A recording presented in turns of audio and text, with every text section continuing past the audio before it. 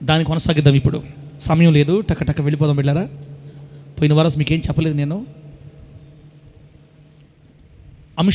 పోయిన వారం అంశం ఏంటి? ఆశీర్వాదాల ప్రవాహంలో మునిగి తేలాలంటే చేయవలసిన విధులు. ఆశీర్వాదాల ప్రవాహంలో మునిగి తేలాలంటే ఈరోజు మనసు విప్పి మీతో కొన్ని విషయాలు మాట్లాడాలనుకుంటున్నాను బిడ్డలారా. కాస్త వింటా ఉండండి. కొన్ని నేను ఎప్పుడు కూడా దాచుకోను, కొంతమందికి అలవాటు దాచుకోవటం, లోపల ఒకటి బయట ఒకటి. నేను ఫ్రీగా చెప్పేస్తా, చాలా విషయాలు చెప్పాలి మీతోటి. త్వరగా ముందుకెళ్దాం. ఒకసారి మూలవాక్యం చదువుకున్నాం తిండి. మలాకీ గ్రంథం 3వ అధ్యాయం 10వ వచనం. మూలవాక్యం మలాకీ గ్రంథం 3వ అధ్యాయం 10వ వచనంలో నేను చదివిన దగ్గర మీరు నోట్ చేసుకోండి. మలాకీ గ్రంథం 3వ అధ్యాయం 10వ వచనం. దీన్ని చేసి మీరు నన్ను శోధించిన ఎడల నేను ఆకాశపు వాకిండ్లను విప్పి పట్ట జాలనంత విస్తారంగా దీవెనలు కుమ్మరించదనని సైన్యములకు అధిపతిగా యెహోవా సెలవిచ్చుచున్నాడు. మన దేవుడు కొన్ని చేస్తే మన కోసం ఆకాశ వాకిళ్ళు విప్పి పట్ట జాలనంత విస్తారమైన దీవెనలు కుమ్మరిస్తానని శాంతక మనకు దేవుడు చెప్తున్నాడు. శాంతక బిడ్డలారా, మరలా మీకు గుర్తు చేయాలి, మనం ఇప్పుడున్న పరిస్థితుల్లో ఉండటం అసలు దేవుడికి ఇష్టం లేదక్క. నిజంగా చెప్తున్నాను, ఇష్టం లేదు. ఆకాశ వాకిలు నీ కోసం విప్పాలన్నంత ప్రేమగల దేవుడు నీ దేవుడు. ఆయన నువ్వు ఎలా అర్థం చేసుకుంటావో అలాగే ఉండిపోద్ది మన జీవితం. కాబట్టి అర్థం చేసుకోండి దయచేసి. మనం ఇప్పుడున్న పేదరికంలో దరిద్రతలో ఉండటం ప్రభుకి ఇష్టం లేదు. కాబట్టి దీన్ని చేసి మీరు నన్ను శోధిస్తే నేను మీకోసం ఆకాశ వాకిళ్ళు విప్పి పట్టజాలనంత విస్తారమైన ఆశీర్వాదాల ప్రవాహం, నోవా కాలంలో దేవుడు ఆ ప్రవాహాన్ని కుమ్మరించినట్లుగా ఆశీర్వాదాల ప్రవాహాన్ని మన మీద కుమ్మరించి మనల్ని క్షేమానికి లేవనెత్తి దీవెన అనుగ్రహిస్తాడని బైబిల్ వాక్యంలో రాయబడింది. బిడ్డలారా, తర్వాత మనం ఏం చదువుకున్నామంటే దేవుడు మన మీద ఈ దీవెనల వర్షాన్ని కుమ్మరించినప్పుడు అందులో మనకు 3 రకాలైన ఆశీర్వాదాలు ఉన్నాయని చెప్పాను పోయిన వారం. 3 విధాలైన ఆశీర్వాదాలు దేవుడు మనకి ఇస్తాడు.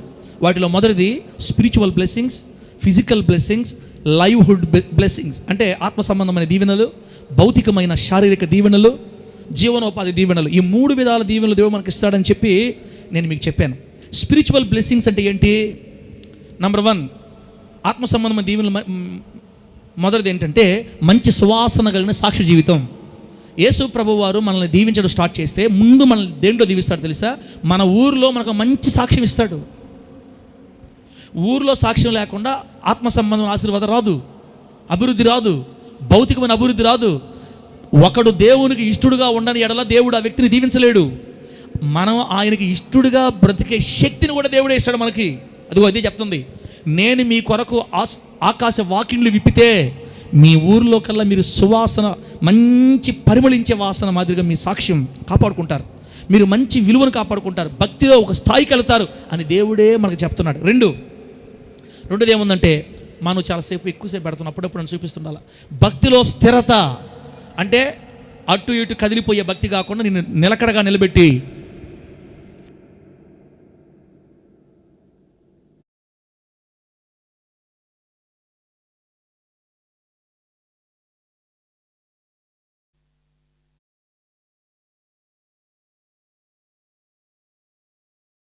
భక్తిలో స్థిరత అంటే భక్తిలో ఊరకొరకు పడి లేస్తా కాకుండా నువ్వు నిలకడగా నిలబడగలిగిన స్థితిలోనికి ప్రభు నేను లేవనెత్తి ఆయనే నీకు ఆ శక్తినిచ్చి నిలబెట్టుకుంటాడు. దేవుడికి స్తోత్రం కలుగును గాక. మూడోది, ఈ తరానికి మంచి మాదిరి గల వ్యక్తిగా దేవుడిని ఆస్వాదిస్తాడు. ఇది ఆత్మ సంబంధమైన దీవెన, స్పిరిచువల్ బ్లెస్సింగ్స్. దేవుడు మన మీద కుమ్మరించే ప్రవాహంలో ఇవి కూడా ఉన్నాయి. ఈ గ్రామం, ఈ తరానికి, ఈ కాలానికి నువ్వు నేను ఒక మంచి మాదిరిగా మారతాం. ప్రార్థన ఎలా చేయాలో నిన్ను నన్ను చూసి నేర్చుకుంటారు. పాట ఎట పాడాలో నిన్ను నన్ను చూసి నేర్చుకుంటారు. భర్త కొట్టినప్పుడు భార్య ఎలా ఓర్చుకోవాలో నిన్ను చూసి నేర్చుకుంటారు. అంత మాదిరిగా చేస్తాడు దేవుడు నిన్ను. నీ భర్త నీ మీదకి వచ్చినప్పుడు ఎలా ఓర్చుకోవాలో, లేకపోతే నీ భార్య ఇబ్బంది చేసినప్పుడు ఎలా దాన్ని చక్కదిద్దుకోవాలో, ఇదంతా కూడా దైవిక జ్ఞానం. ఈ తరానికి మాదిరిగా దేవుడు మనల్ని చేస్తాడు. లాస్ట్ది, 4వది బిడ్డరా, మందిరంలో పచ్చని ఒలీవ చెట్టు వల్ల నాటపడతాం. మందిరంలో నమ్మకంగా ఉండడం కూడా దేవుడిచ్చే దీవెన. ఆమేనండి. మందిరంలో నమ్మకంగా ఉండడం కూడా దేవుడిచ్చే అది ఆశీర్వాద ప్రవాహం కుమ్మరిస్తేనే మనం దీంట్లో జాగ్రత్తగా ఉండగలుగుతాం పెట్టారా. కొన్ని చెప్పాలి కానీ కొన్ని చెప్పలేనులే, మిమ్మల్ని బాధ పెట్టకూడదు. దేవుడు మీకు ఇచ్చిన సంఘాన్ని వదిలేసి గాలిపటంలాగా తిరగటం కూడా దేవుని చిత్తం కాదు. అది దేవుడికి ఇష్టం ఉండదు. అట్లా కంటే తల్లిని చూడండి, నాకు భలే ఇష్టం అవంటే. అన్నం కూడా తినకుండా వెళ్ళిపోద్ది మళ్ళీ బస్సు కోసం. ఏమంత బాధ, తినిపోమ్మా అంటే నాకు బస్సు ఉండదు పాస్టర్ గారు అంటది. శనివారం రోజు రాత్రి వస్తుంది ముసలామి. ఆ శక్తి ఆడి నుంచి వస్తుందో మళ్ళీ భోజనం చేయదు ఇక్కడ. తినొచ్చు అని చెప్పదు అడిగితే. ఆకలికి ఎండి, ఎండకి ఎండి, వానకు తడిసి ఇంక 2 రోజులు పోతే కర్రబోటు వేసుకోవాలి. అయినా ఎట్ట వస్తుంది అర్థం కావట్లేదు. ఏందా ఓపిక? కుర్రోళ్ళు ఏమో రావట చర్చికి, ముసలోళ్ళు వస్తున్నారు. దేవుని మందిరంలో పచ్చని ఒలీవ చెట్టులా నాటబడి ఉండడం కూడా ఆశీర్వాదాల ప్రవాహంలో దేవుడు మనకిచ్చే గొప్ప ధన్యత. అయిపోయింది. రెండోది ఫిజికల్ బ్లెస్సింగ్స్. ఇదంతా పోయిన వారం గుర్తు చేస్తున్నాను మీకు. ఇప్పుడు భౌతికమైన ఆశీర్వాదాలు, శారీరకమైన ఆశీర్వాదాలు, శరీరములో దేవుడిచ్చే ఆశీర్వాదాలు. నెంబర్ 1 మొదటిది ఏంటంటే బిడ్డలారా, రోగములను జయించిన ఆరోగ్యకరమైన జీవితం. దేవుడు బలహీనతలు వస్తాయి బిడ్డలారా, మన శరీరం మీదకి రోగాలు వస్తాయి. జ్వరమో, జలుబో, లేకపోతే పేగుల్లో నొప్పో, కిడ్నీలో నొప్పో, లేకపోతే అదో ఇదో గాల్ బ్లాడర్స్లో ఏదో స్టోన్సో, లేకపోతే ఊపిరితిత్తుల సమస్య, లంగ్స్, లివరో ఏదో చిన్నదో పెద్దదో వస్తుంది మనకి. కానీ ఆ రోగంతో మంచం బట్టి మనం అట్లా కృషించిపోయేటట్టుగా ఉండడం దేవుని చిత్తం కాదు. కాబట్టి దేవుడు ఆశీర్వాదాల ప్రవాహం మన మీద కుమరించినప్పుడు రోగాన్ని స్వస్థపరిచి దేవుడు మరలా నీ ఆరోగ్యాన్ని రెన్యూ చేసి నిన్ను ఆరోగ్యంగా నడిపించుకొని తీసుకొని వెళతాడు యేసు నామంలో. రోగాలు రావని చెప్పట్లేదు, కానీ వచ్చిన రోగాలను స్వస్థపరిచి మన డబ్బు డాక్టర్లు తినకుండా కాపాడి మనల్ని మరలా ఆరోగ్యవంతులుగా మార్చి నడిపిస్తూ తీసుకెళ్తాడు. ఇది శారీరక ఆరోగ్యంలో మొదటిది. రెండోది శారీరక దీవెనల్లో, భౌతికమైన దీవెనలో రెండోది కష్టార్జితాన్ని అనుభవించుట. నువ్వు సంపాదించే 30,000 నువ్వే తినడం దేవునికి ఇష్టం. నువ్వు సంపాదించే 20,000 నువ్వే తింటే ఇష్టం. ఇటు వాళ్ళు, ఇటు వీళ్ళు, అటు వాళ్ళు, అటు బ్యాండీ షాప్ వాళ్ళు ఎవరు తింటాం ప్రభుకి ఇష్టం లేదు. నువ్వు ప్రతి రూపాయి నువ్వు నీ పిల్లలు తినాలి, అది దేవుని కోరిక. అలా నీ ఇంట్లో జరుగుతుందంటేనే నీకు ఆశీర్వాదం ఉన్నట్టు, లేకపోతే కొంచెం ఇబ్బంది అయినట్టు ఆలోచించుకోవాలి. మూడోది భౌతికమైన దీవెనలు దేవుడు మనకిస్తే పిల్లలు బల్ల చుట్టూ ఉంటారు. కొడుకులు ఇద్దరు, కూతురు ఇద్దరు అంటే 4 అందరు కలిసి భోంచేస్తారు. కొన్ని ఇళ్లలో వాళ్ళు ఒకసారి తినేస్తారు, వీళ్ళు ఒకసారి తినేస్తారు. వాళ్ళకి సంబంధాలు ఉండవు. అసలు మనుషులు ఉండారా లేరా, ఒకరికొకరు మనశ్శాంతి ఉండదు, నెమ్మది ఉండదు. తిట్టుకుంటా, అరుచుకుంటా, కొట్టుకుంటా ఒక నరకంలాగా ఉంటుంది వీళ్ళు బిడ్డలారు కొంతమందికి. దేవుని శక్తి ఉంటే, దేవుని ఆశీర్వాదం ఉంటే బిడ్డ ఇల్లు పరలోకంలాగా ఉంటుంది. యేసునామంలో ఎట్లా ఇల్లు పరలోకం. భార్య, కూతుర్లు, భర్త కూర్చొని నవ్వుకుంటా, హ్యాపీగా మాట్లాడుకుంటా, డైనింగ్ టేబుల్ తెచ్చుకొని కింద కూర్చోవాలా, డైనింగ్ కూర్చోవాలా? అదిగో టేబుల్ ఉంది, టేబుల్ కూడా పెట్టే మీకోసం. ఉందా? ఎటుపోయిందమ్మా? అదిగో చూడు. మీరందరూ డైనింగ్ టేబుల్ కొందరుగాక. మీరు తినకపోతే నాకు పెట్టండి, నేను తింటా. మీకు ఎన్నిసార్లు చెప్పాలమ్మా మీకు. మీరు పిల్లలు బల్ల చుట్టూ ఉంటారు. తర్వాత భార్య ఫలించే ద్రాక్షవల్లిలా ఉంటుంది భర్తకి. ద్రాక్ష మధురంగా తీపుగా ఉంటున్నట్టు, తీయగా ఉన్నట్టు భార్య భర్తకి తీయగా మారుతుంది. భర్తను సంతోషపెట్టే భార్య, భర్తకు లోబడే భార్య, భర్తని ఆదరించే భార్య, భర్త కష్టంలో తోడ్పాటు అందించే భార్య, భర్త విలువను పెంచే భార్య. అలాగ భార్య మన ఇంట్లో మధురంగా మారిపోద్ది. దేవుడు ఆకాశ వాకిళ్ళు విప్పి మన మీద ఆశీర్వాదాన్ని పోస్తే ఆమెను చెప్పండి గట్టిగా. నువ్వెంత చూసుకున్నావు రారా అంటుందనుకో భార్య.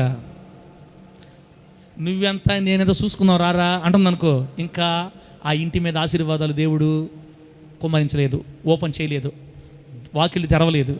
అసలు భర్తను ఎదిరించే మైండ్ భార్యకు ఉందంటేనే తేడా పడుతుంది లెక్క. అన్నా మేము ఒప్పుకోమన్నా, నువ్వా ఏంది మహిళా మండలి వ్యతిరేకంగా మాట్లాడుతున్నావు, నువ్వు అన్నీ మాకేనా చెప్పేది, వాళ్ళకి చెప్పవా? కూతుర్లారా, జ్ఞానవంతురాలు తన ఇల్లు కట్టుకొనును. పురుషుని కట్టుకోమని చెప్పలా, ఇల్లు.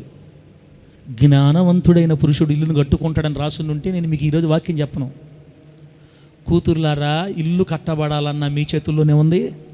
కట్టుకున్న ఇంటిని కిందకల్లా ఓడబిక్కోవాలన్నా కూడా మీ చేతుల్లోనే ఉంది. దేవుడు మీకు ఇచ్చిన శక్తి ఇంకెవరికి ఇలా. భర్తను ఒక్క మాట కానీ మీరు అన్నారంటే రాత్రి అంతా ఏడసడు కూర్చొని. అట్లా మాటలు ఉంటాయి మీ నోట్లో. మేమన్నా ఒక మాట అరిచేసి మళ్ళీ దగ్గర తీసుకుంటాం, కానీ మీరు అట్ట కాదు. మూతి తిప్పారంటే ఇంక అవుట్, అన్నం లేదు, ఏం లేదు మాకు. ఇంకా మళ్ళీ మేమేం వచ్చి బతిలాడుకోవాలా? ఏం చేద్దాం? మీకు అంత శక్తినిచ్చాడు దేవుడు, అంత జ్ఞానం, అంత కృపనిచ్చాడు దేవుడు. స్త్రీలకి దేవుడు ఇచ్చిన మహాభాగ్యం ఏంటంటే ఇల్లు కట్టుకోవటం. భర్త మైండ్ సెట్ ఎరిగి ప్రవర్తించాలి మనం. వాడిది ఏముందిలే సార్ అంటుంది ఒక నాతోటి. వాడిదేందా? ఎవరిని? భర్తని. వాడిది ఏముందిరా సార్, వాడు నేను చూసుకుంటాను కానీ.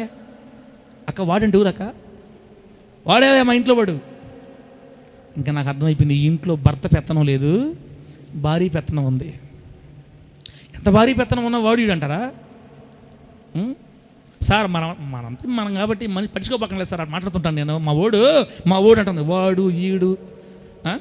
మీ భర్తలు మీరేం పిలుస్తారో నాకు తెలియదమ్మా, ముందుకు వెళ్ళిపోతామ్మా. ఇది నిన్న వాక్యమమ్మా.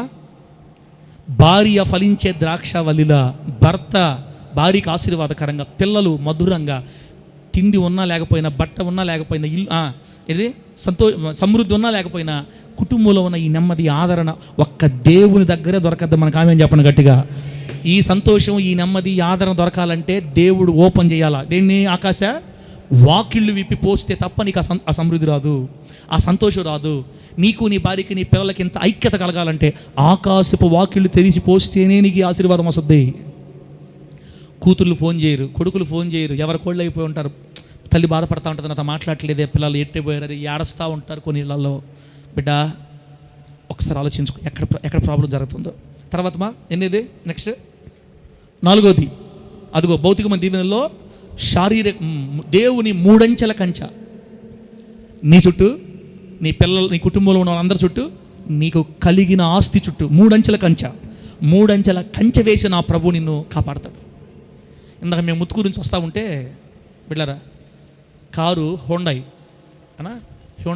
కంపెనీ కారు, పెద్ద కారు తిరగబడి బోలబడిపోయి ఉంది. కాళ్ళు చక్రాల పైకి, టాప్ కిందకు ఉంది. చూసుకుంటా వచ్చాం మేము. అప్పుడు అంటున్నాడు విన్నా, సార్ ఆ కారు కాబట్టి ఏం కాల, మన కారు కానీ అయితే తగలటమే ఆలస్యం. స్మూత్నెస్ మొత్తం చిన్న డెలికేట్ కదా. నిజంగా దేవుని కృప ద్వారా మనం కాపాడబడుతున్నాం సార్. నిజం చెప్పాలంటే అగ్ని కంచె లేకపోతే రెప్ప పాట్లు ఎగిరిపోతారు మనుషులు, అంతే తెలుసా.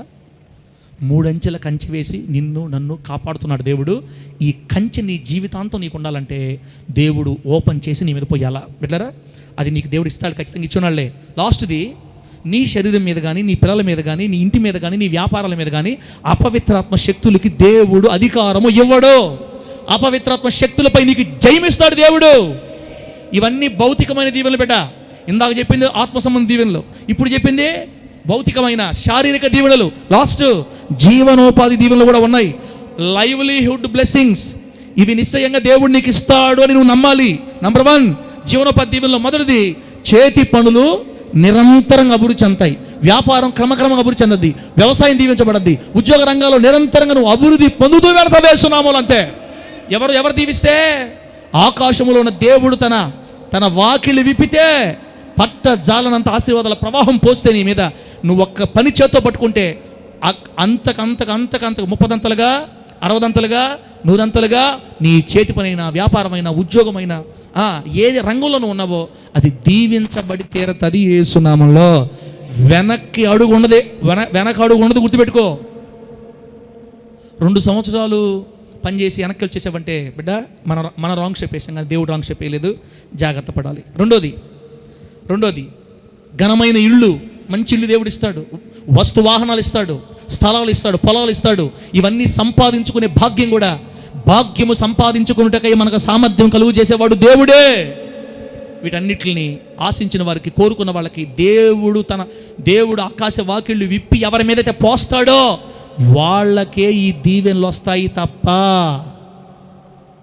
ఈ వాక్యాలు చెప్పేటప్పుడు మనసులో మన ఇశ్రాయేల్ పాస్టర్కి డబ్బు పిచ్చి పట్టుకుంది, అందరిని డబ్బు మీద మళ్ళిస్తున్నాడు. ఈ మధ్యకాలంలో ఇళ్ళు చూడండి అంటున్నాడు, కారులు చూడండి అంటున్నాడు. ఒరే సైతాన్కా బేటా పాస్టరా, మాకు ఎందుకురా ఇవన్నీ? మేము పేదరికంలోనే బతుకుతాం, మాకు తిండి లేకపోయినా పర్వాలేదు, మేము దేవుడి కోసం చచ్చిపోయిన బతుకుతాం అనుకుంటే, అలా ఎవరైనా మనసులో అనుకున్నట్లయితే ఇంక నేను నా నోటితో అనకూడదు, ఆకాశం తెరవబడేది లేదు, వాన నీ మీద కురిసేది లేదు బిడ్డ. అంతే. ఘనమైన ఇళ్ళు, వస్తువాహనాల, స్థలాలు, పొలాలు దేవునికి ఇస్తాడు, సంపాదించుకుని కృపనిస్తాడు. 3వది, అప్పులన్న పదమే నీ నోటి వినబడకుండా, నీ ఇంట్లో వినబడకుండా 10 మందికి చెయ్యి చాపగలిగిన తల, హెడ్. ఆ గ్రామంలో, నీ వీధిలో, నీ కాలనీలో నువ్వు ఒక తల వంటి వ్యక్తిగా ప్రభు నిన్ను చేస్తాడు.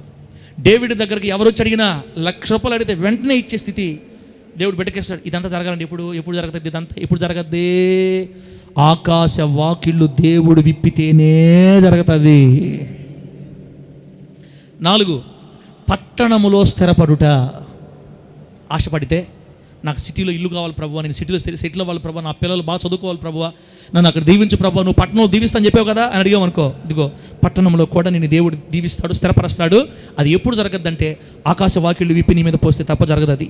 5, మందిర అభివృద్ధిని మోసే బాధ్యత, సేవకుని క్షేమాన్ని మోసే బాధ్యత అప్పగించబడటం. ఇదొక ఆశీర్వాదం.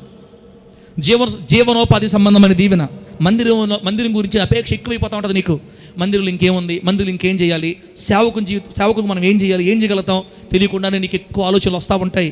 అది కూడా జీవనోపాధి దీవెనలు మన మీద కుమ్మరించబడినప్పుడే నీకు ఆ మైండ్ వస్తుంది. వెళ్ళారా ఇవిడిపోతే మనకి ఎందుకు అనుకుంటే ఇంక ఇబ్బంది లేదు. తర్వాత 3-4 తరాలకు సరిపోయినంత ఆత్మీయతని సంపాదించుకునే శక్తిని దేవుడికి ఇస్తాడు. మా తాతయ్య వల్ల మేము ఇలా ఉన్నాం, మా నాన్నమ్మ వల్ల ఇలా ఉన్నాం, మా అంకుల్ ప్రార్థన వల్ల, మా అత్తమ్మ ప్రార్థన వల్ల, మా తల్లి ప్రార్థన వల్ల అని నీ గురించి చెప్పుకునేటట్లుగా తరతరాలకు సరిపోయినంత ఆత్మీయత గల వ్యక్తిగా దేవుడు నిన్ను మారుస్తాడు. ఆ ఆశీర్వాదం నీకు ఇస్తాడు. ఐశ్వర్యాన్ని కూడా దేవుడు మనకిస్తాడు.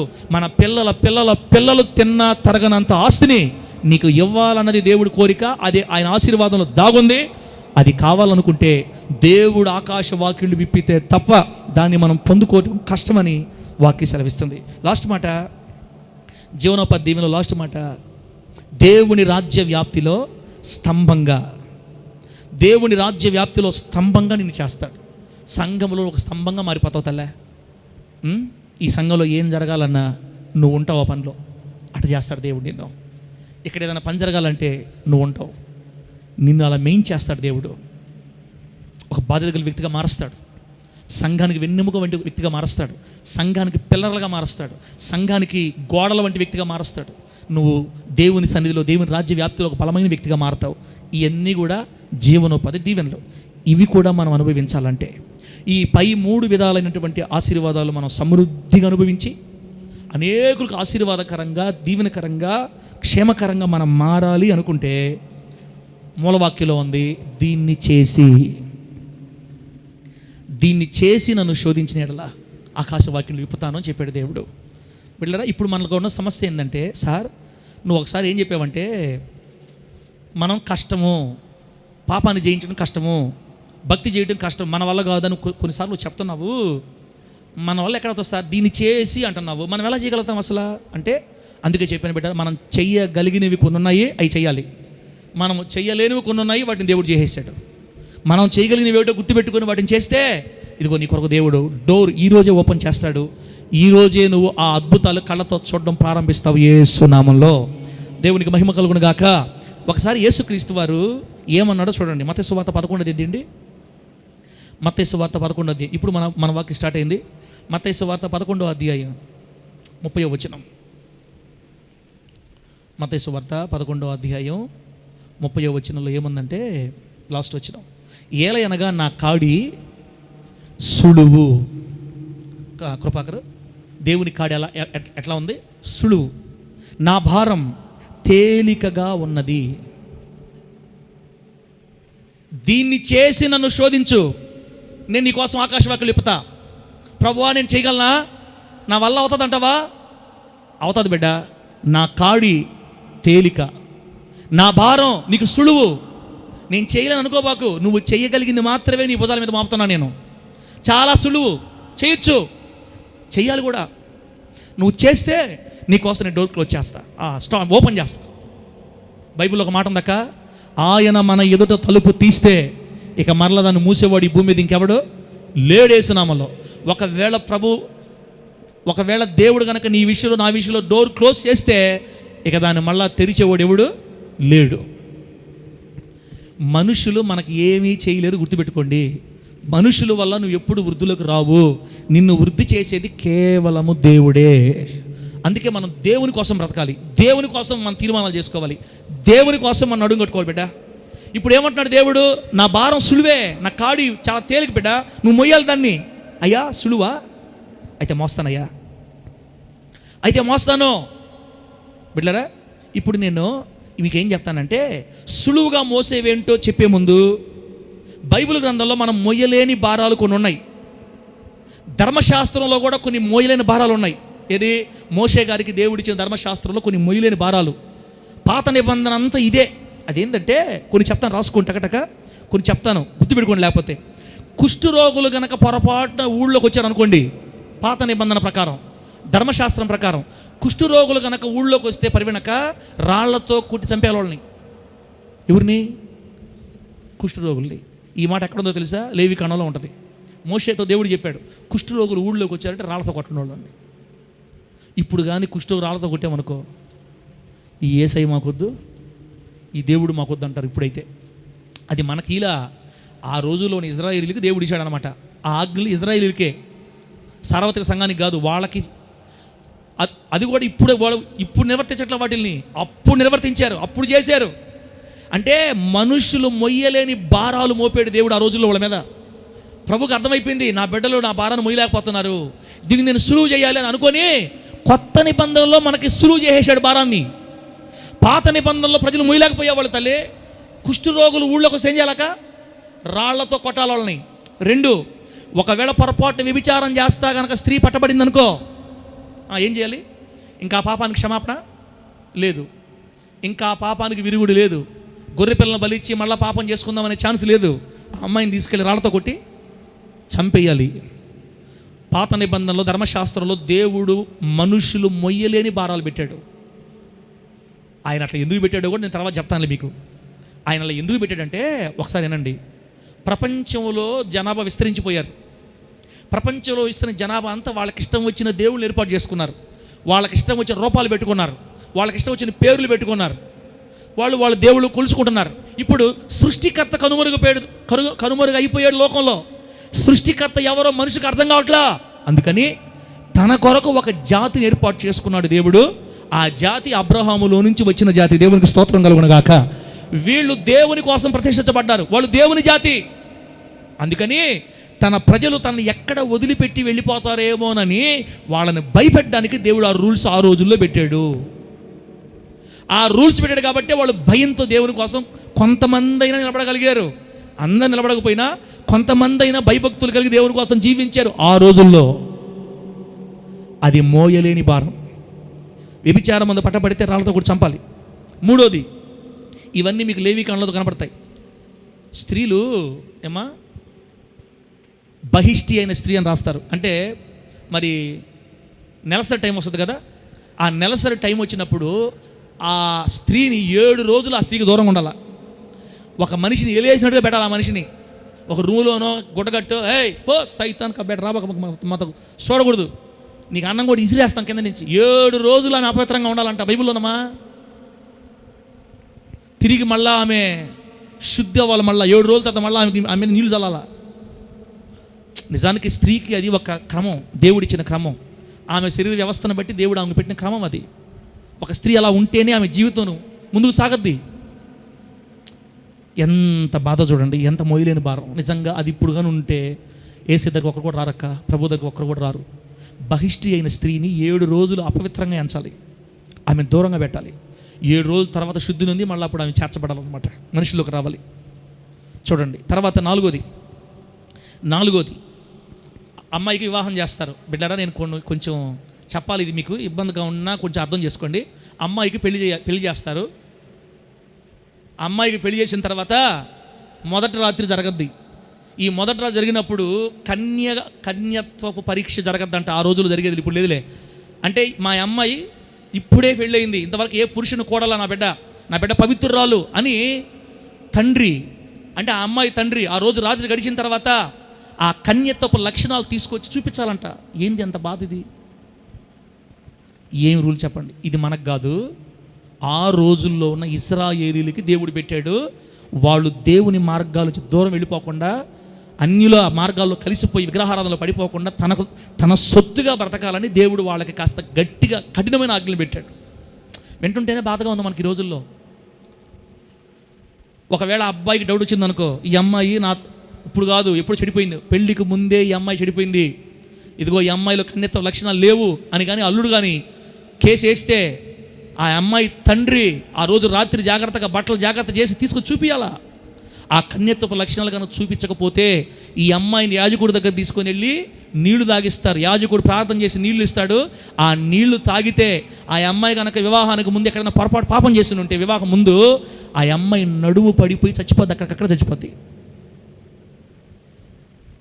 ఇదంతా ఎక్కడుందో తెలుసా? పాత నిబంధనలోనే ఉంది. అందుకని ఇజ్రాయేల్ ఆడపిల్లలు పెళ్లికి ముందు గడగడ వణికేవాళ్ళు ఆ రోజుల్లో. శరీరం ఒక పక్క లాగుతూ ఉంటుంది పాపం చేయమని. ఎట్ట కట్టుకునేవాళ్ళు అంటే ఆ రోజుల్లో భయంకరమైన మరణ వేదన అనుభవించేవాళ్ళు అనమాట. ఆడపిల్ల చాలా జాగ్రత్త ఉండాలి పెళ్లికి ముందు. పెళ్ళి అయిన తర్వాత కన్యత్వ లక్షణం కనబడాలంతే. కనబడకపోతే కేసు ఒకళ్ళు నిజంగా పాపం జరిగిందా ఆ అమ్మాయి నడుము పడిపోయి చనిపోద్ది. అప్పుడు కుటుంబానికి అవమానం, తల్లిదండ్రులకు అవమానం. అలా ఆ రోజుల్లో జరిగే వాళ్ళకి. ఇది మొయ్యలేని భారం పెట్టలేరా ఆ రోజుల్లో. తర్వాత విశ్రాంతి దినాన శనివారం రోజు దేవుని ఆరాధించకుండా మందిరంకి రాకుండా కనుక పొరపాటున పనికి పోతే, సంఖ్యాకాండంలో ఉంది ఈ మాట. ఒక అతను ఆదివారం పూట పోయి కర్రలు ఇది పోయి వంట కోసం కట్టె ఎగడానికి అది మరి ఆరాధన రోజు చర్చికి రాకుండా మోషే దగ్గర లాక్కొని వచ్చారు. ఏం చేయమంటావు మోషే? దేవుడిని అడిగితే దేవుడు ఏం చెప్పాడు తెలుసా? ఈయన్ని చూసి ఇంకోటి భయపడాలా, ఈయన రాళ్ళతో కూడా చంపేయని చెప్పాడు. ఆ వ్యక్తిని రాళ్లతో కూడా చంపేశారండి. ఇది మనకు కాదు రూల్. ఎవరికి? ఆ కాలపు నాటి కేవలం ఇశ్రాయేలుకి మాత్రమే. కేవలం అదే కఠినత్వం ఈ రోజుల్లో దేవుడికి ఉంటే యేసయ్య దగ్గర ఒక్కరు కూడా రారు. నిజంగా అది ఇప్పుడు అమల్లో ఉంటే దీవెనక్క సమాధి పెట్టి ఎప్పుడు అడిగి పెట్టుకోవాలి మనం. ఇంకా పరదేశులమో చేపలు అంటే పోయారనుకో, ఫోన్ వస్తుంది, సార్ పడిపోయారాడే, 2 పెట్టెలు ఎగిరిపోయినాయి. ఎన్ని పెట్టలమ్మా, ఎన్ని పెట్టెలు కావాలి, 2 3?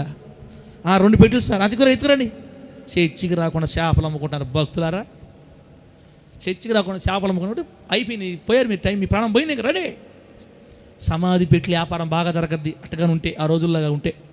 ఒక్కసారి రండి, ఎంత భారం అసలు మోస్తామా ఆ భారం మనము?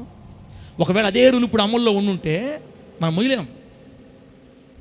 యేసుక్రీస్తు వారు భూమి మీదకి వచ్చి సిలువ వేయబడిన తర్వాత ఈ నియమాలన్నీ కొట్టేశాడు దేవుడు. ఆమె చెప్పండి గట్టిగా.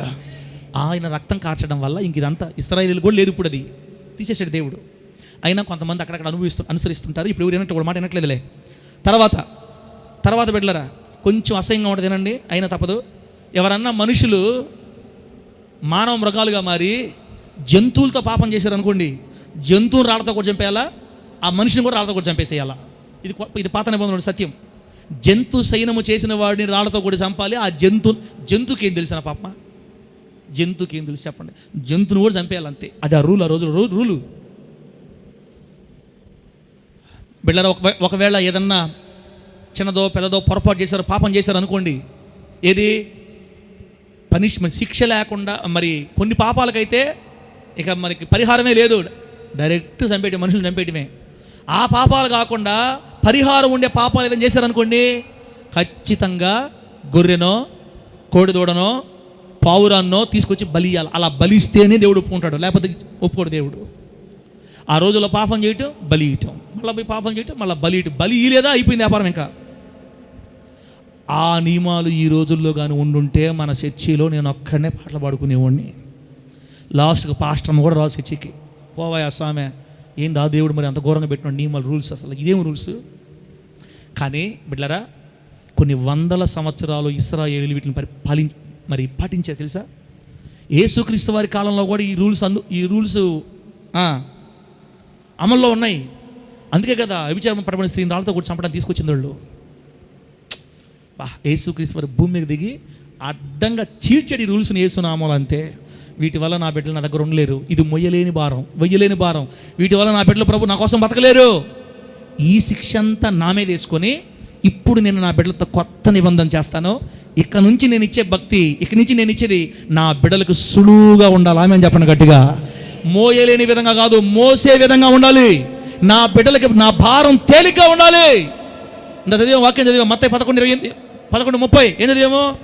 నా కాడి తేలిక, నా భారం సులువు అని చెప్పాడు దేవుడు. బిడ్డలారా, మోయలేని బరువులు ఇప్పుడు మనం మోయాల్సిన అవసరం లేదు. పరిశుద్ధాత్మ దేవుడు మన యేసయ్య కలిసి మన భారాలన్నీ వాళ్ళు మోసి వాళ్ళు పూర్తి చేసి ఇప్పుడు మనకు సులువైనది ఇచ్చారు మన చేతికి. ఆ సులువైనది నువ్వు చేస్తే ఆశీర్వాదాల ప్రవాహాన్ని నీ నెత్తి మీద దేవుడు పోస్తాడు. దీన్ని చేసి నన్ను శోధించమని చెప్పిన దేవుడు అంటున్నాడు, బిడ్డ నువ్వు చేయాల్సినవి నువ్వు మొయ్యలేనివి కాదు, నువ్వు మోసేవే, నువ్వు మొయ్యగలిగినవే, భారం ఎక్కువేం లేదు, కానీ నువ్వు ఖచ్చితంగా చేయాలా. నువ్వు చేస్తే, సార్ పాస్టర్ గారు మీరు ఏమని అనుకోండి, మీరు ఇంత లాగుతున్నా మాకు కోపం వస్తుంది సార్, తొందరగా చెప్పండి ఏమి చేయాలా.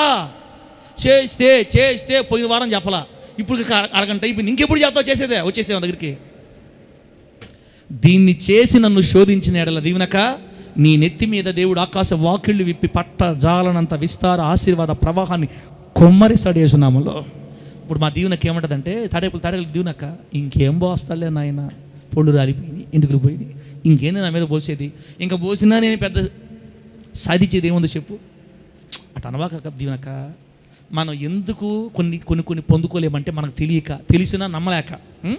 ఇప్పటికైనా ఏముంది, నీ జీవితం విప్లవాత్మక మార్చడానికి ఆయన కొన్ని నిమిషాలు చాలు. దేవునికి స్తోత్రం కలుగును గాక. గట్టిగా చెప్పండి హల్లెలూయా. బిడ్డలారా, పాత నిబంధనలో మొయ్యలేని భారాలు చెప్పే మీకు, యేసుక్రీస్తు వారు సేవ ప్రారంభించి ఆయన చనిపోయి పరలోకం వెళ్ళిపోయిన తర్వాత ఆది కాలంలో కూడా కొంతమంది మొయ్యలేని భారాలు పెట్టారు. చుట్టకర చూడండి, అపోస్తల కార్యాలు 15:5 ఇది చెప్పేసి అప్పుడు మీకు ఏం మొయ్యాలో చెప్తా. అపోస్తల కార్యగ్రంథం 15:5 వచ్చింది చూడండి.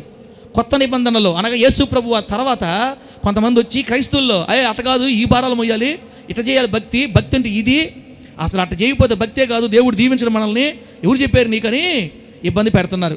బిడ్డలారా, అదేంది 15:5 ఏముంది, పరిసయ్యుల తెగలో విశ్వాసులైన కొందరు లేచి అన్యజనులకి సున్నతి చేయించాలని, మోషే ధర్మశాస్త్రాన్ని గైకొనాలని ఆజ్ఞాపించండి అని పౌలు గారికి చెప్తున్నాడు అనమాట. దేవుని బిడ్డలారా, ఇది కొంచెం అర్థమైతే మీకు విషయం అర్థమైపోద్ది. ఈరోజు నా బాధ 2 వారాలుగా నేను పడే బాధ మీకు అర్థమైపోద్ది. అమ్మా, యేసుక్రీస్తు వారు సేవ చేసి 33 సంవత్సరాలు సేవ చేసి ఆయన మన కొరకు వచ్చిన కార్యాన్ని పూర్తి చేసి శిలువయాగం పూర్తి చేసి పరలోకి వెళ్ళిపోయాడు.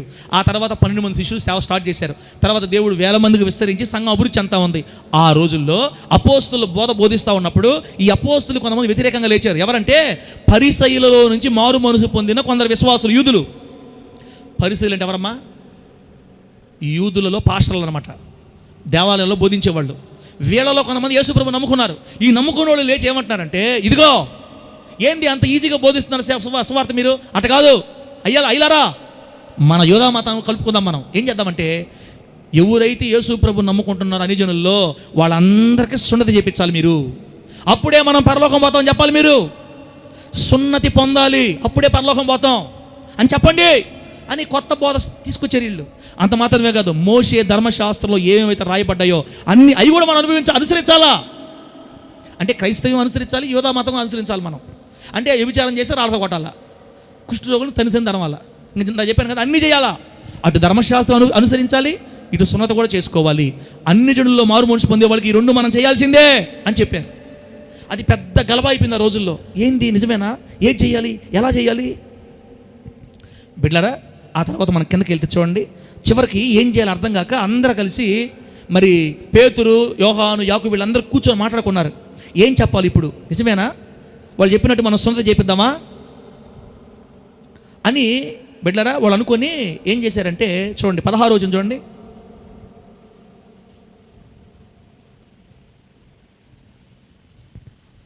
14 చదువుతాం, 14 నుంచి.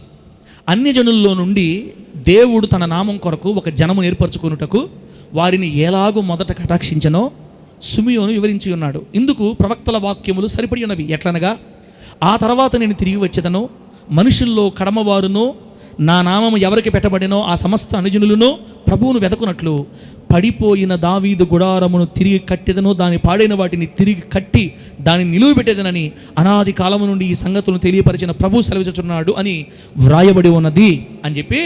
ఇప్పుడు పేతురు అంటే అపోస్తుల్లో పెద్దలు అనమాట, సంఘానికి పునాదులుగా ఉన్నటువంటి వాళ్ళు ఇప్పుడు ఒక తీర్మానం చేస్తున్నారు. ఏమంటే ఇప్పుడు చూడండి, సున్నతి చేసుకోవాలా, మోష ధర్మశాస్త్రం గైకొనాలా అనే వాటి గురించి మాట్లాడుతున్నారు. ఇప్పుడు 19వ వచనం ఉంది, కాబట్టి అన్యజనులలో నుండి దేవుని వైపు తిరుగుచున్న వారిని మనము కష్టపెట్టక.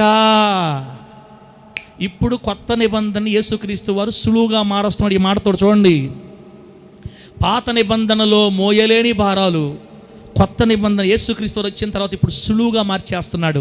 అన్యజనుల్లో నుంచి యేసుక్రీస్తుని నమ్ముకుంటున్న వాళ్ళని మనం కష్టపెట్టకూడదు.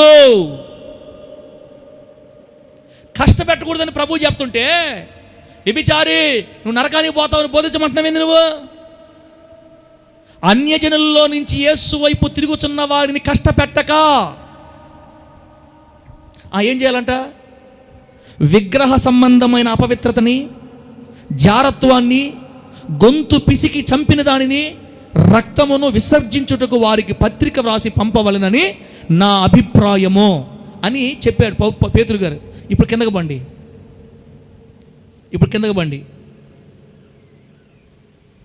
ఇప్పుడు వాళ్ళు లేఖ రాస్తున్నారు. ఎక్కడైతే ఆ సంగతి జరిగిందో, ఎక్కడైతే ఈ గలబా జరిగిందో, ఈ అలిగేషన్ వచ్చిందో, ఆ సంఘానికి లేఖ రాస్తున్నారు అందరు కలిసి. ఏం రాస్తున్నారు? 23వ వచనం. వీరు వ్రాసి వారి చేత పంపినదేమనగా, అపోస్తలులను పెద్దలైన సహోదరులను అంతియొకయలోను, సిరియలోను, కిలికియలోను నివసించుచు అన్యజనులుగా ఉండిన సహోదరులకు శుభము. మనం కూడా అన్ని జనుల్లో నుంచి దేవుడు నమ్ముకున్న వాళ్ళమే. ఏనండి మర్యాదగా, మన యూదులం కాదు, మనం కూడా అన్ని జనుల నుంచి ప్రభు నమ్ముకున్న వాళ్ళమే. అన్యజనులకు శుభము, సహోదరులకు శుభము. 24వ వచనం. కొందరు మా యొద్ద నుంచి వెళ్ళి తమ బోధ చేత మిమ్మును కలవరపరిచి మీ మనస్సులను చెరుపుచున్నారని వింటిమి. వారికి మేము అధికారం ఇచ్చి ఉండలేదు గనుక మనుషులను ఏర్పరచి మన ప్రభు అయిన యేసుక్రీస్తు పేరు కొరకు తమ్మును తాము అప్పగించుకొనిన బర్నబా, పౌలు అను మన ప్రియులతో కూడా మీ యొద్దకు పంపుట యుక్తమని మాకందరికి ఏకాభిప్రాయము కలిగెను. కాగా యోదాను, శీలను మీకోసం పంపిస్తున్నాం. ఇదిగో ఈ లెటర్ మీకు తెస్తున్నారు. ఈ లెటర్ మీరు చదువుకొని మీరు తృప్తి పొందండి అని వాళ్ళకి లెటర్ రాశారు. ఏం రాశారు తెలుసా? విగ్రహములకు అర్పించిన వాటిని, రక్తమును, గొంతు పిసికి చంపిన దానిని విసర్జించాలి. ఇది ఫస్ట్ బిడ్డలారా. తర్వాత జారత్వాన్ని విసర్జించాలి. ఇప్పుడు 29 చూడండి. ఈ అవశ్యమైన వాటి కంటే ఎక్కువైన ఏ భారమును మీ మీద మోపకూడదని పరిశుద్ధాత్మకును మాకును తోచెను. అబ్బా కొత్త నిబంధనలో పరిశుద్ధాత్మ దేవుడు సులువుగా మార్చేసిన విధానం ఇది. అమ్మా ఒక్క మాటలో అమ్మా పాస్టరా నువ్వు ఏమైనా అనుకో, నిజంగా చెప్తున్నాను, ఆ రోజుల్లో ఆ వాక్యాలు చెప్పేటప్పుడే మాకు ఇష్టంగా ఉండింది. ఏటికి ఒక నరుకు నరగతుంటే మాకు నిద్రలో మెలుకు వస్తుంది. మాకు ఇట్టగాని చెప్తే మాకు నిద్ర వస్తుంది. ఏమనుకోబట్టే నిద్ర పోయినా మారేదిలే యేసునామాలు అంతే. ఇంకా అవసరం కళ్ళద్దాలు పెట్టుకుంటాను. నేను కూడా నల్ల కళ్ళద్దాలు పెట్టుకొని మనుషులు కనపడకుండా ఆ ప్రియులారా ఆ విధంగా చెప్పుకుంటా పోతాను. కానీ నరుకుడు లేదు, గిరుకుడు లేదు యేసునామాలు. ఇంకా పరిశుద్ధాత్మ దేవుడే అన్యజనుల్లో నుంచి దేవుని దగ్గరకు వచ్చే వాళ్ళని కష్టపెట్టద్దని రాస్తే నన్ను నరకమని చెప్తారా మీరు? పిల్లల్లారా, బోధ ఇప్పుడు చూడండి. పరిశుద్ధాత్మ దేవుడు ఏమంటే అన్ని జనుల నుంచి వచ్చే వాళ్ళని మీరు కష్టపెట్టద్దు. వాళ్ళకి ఏం బోధిస్తారు తెలుసా? పరిశుద్ధాత్మ దేవుడు చెప్తున్న మాట. మీరు ముఖ్యంగా వాళ్ళకి ఏం చెప్తారంటే విగ్రహ సంబంధించిన వాటిని తినొద్దని చెప్పండి. ఏం చెప్పాడు దేవుడు మనకి? ఇప్పుడు చెప్తున్నాను, దీనిని చేసి మీరు నన్ను శోధించిన ఎడలా అన్నాడు కదా. ఇప్పుడు ఏం చెయ్యాలో నంబర్ 1 రాసుకోండి. ఇప్పుడు మనం ఏం చేయాలో నంబర్ 1 వరుసగా. నంబర్ 1 పెట్టుమా, తీసావా? భారము లేని, తేలికైన, సులువైన క్రొత్త నిబంధన విధులు. అదిగో భారం లేవు. ఇప్పుడు మనం చెయ్యిట్లని ఈజీగా మోసేయచ్చు. భారము లేని, తేలికైన, సులువైన క్రొత్త నిబంధన విధులు ఇవి. ఆది సంఘం బోధ ఇది. లేదా తేలికైన బోధ, మనం మోయగలిగిన బోధ. మనం మోయలేని బరువులు కాదు ఇవి, మోయగలిగినవే. నంబర్ 1 అక్కడ 29 ఉంది. ఏంది 28లో? విగ్రహములకు అర్పించిన వాటిని తినకూడదు. ఏంటిని తినకూడదు? ఏదైనా ఒప్పుకుంటాడు దేవుడు, దీన్ని ఒప్పుకోడు బిడ్డ. ఎందుకంటే నేను తప్ప వేరొక దేవుడు నీకు ఉండకూడదని చెప్పాడు యేసయ్య. అందరి దేవుడిలో ఈయన కూడా ఒక దేవుడు అంటే ఇంకా వాళ్ళకి పరలోకం లేదు. అది చెప్పాలి, ఖచ్చితంగా చెప్పాలి మనం. అంటే వాళ్ళ మనసు ఇంకా ఎలగలేదు, వాళ్ళ దేవుడు వాళ్ళని ఆకర్షించలేదు. కాబట్టి అందరి దేవుడిలో ఈయన ఒక దేవుడు. టిఫిన్ హోటల్కి పోండి, 3 ఫోటోలు పెడతారు. 3 ఫోటోల మధ్యలో ఉంటుంది మన ఫోటో. ఏందిరా మీరా అంటే యేసయ్య మీకు అటు అర్థమయ్యాడా? ఆయన దేవుళ్ళకే దేవుడు రా. ఆయన దేవుడు లేరు, ఉండిదే దేవతలను పడిన వారు ఉన్నారు కానీ దేవుడు లేడు, ఒక దేవుడే అని మనకు తెలుసు. పాపం వాళ్ళకి కళ్ళు వెళ్ళలేదు కాబట్టి తెలియదు. ఇప్పుడు చెప్పండి, భారము లేని సులువైన తేలికైన మనం చేయవలసిన, ఖచ్చితంగా చేసి తీరవలసిన కొత్త నిబంధన విధుల్లో మొదటిది విగ్రహాలకు అర్పించిన వాటిని పొరపాటును కూడా మనం తినకూడదు. విగ్రహాలు అర్పించిన వాటిని తినకూడదని చెప్పినప్పుడు వినాయక చవితులు బొమ్మల దగ్గర డ్యాన్స్ వేయచ్చా? ఆ ప్రార్థన చేసుకో తింటే ఏం కాదులే అంటున్నా. ఈ మధ్య ఒక అంటుంది అన్నమాట, ప్రార్థన చేసుకొని తినొచ్చులే ఏం కాదులే. పరిశుద్ధాత్మ దేవుడు మనకి చెప్పిన బోధ. ఒక్క మాట చెప్పండి, విగ్రహాల దగ్గర పోకుండా ఉంటే కష్టమా ఈజీయా? చెప్పాలి, కష్టమా ఈజీయా? 3 గంటల మోకాళ్ళ మీద ప్రార్థన చేయటం ఈజీయా? విగ్రహాల దగ్గర పోకుండా ఉండటం ఈజీయా? తెలుగు మాట్లాడుతున్నానా? తుమ్నే బోల్ క్యా కర్తే అచ్చా హై.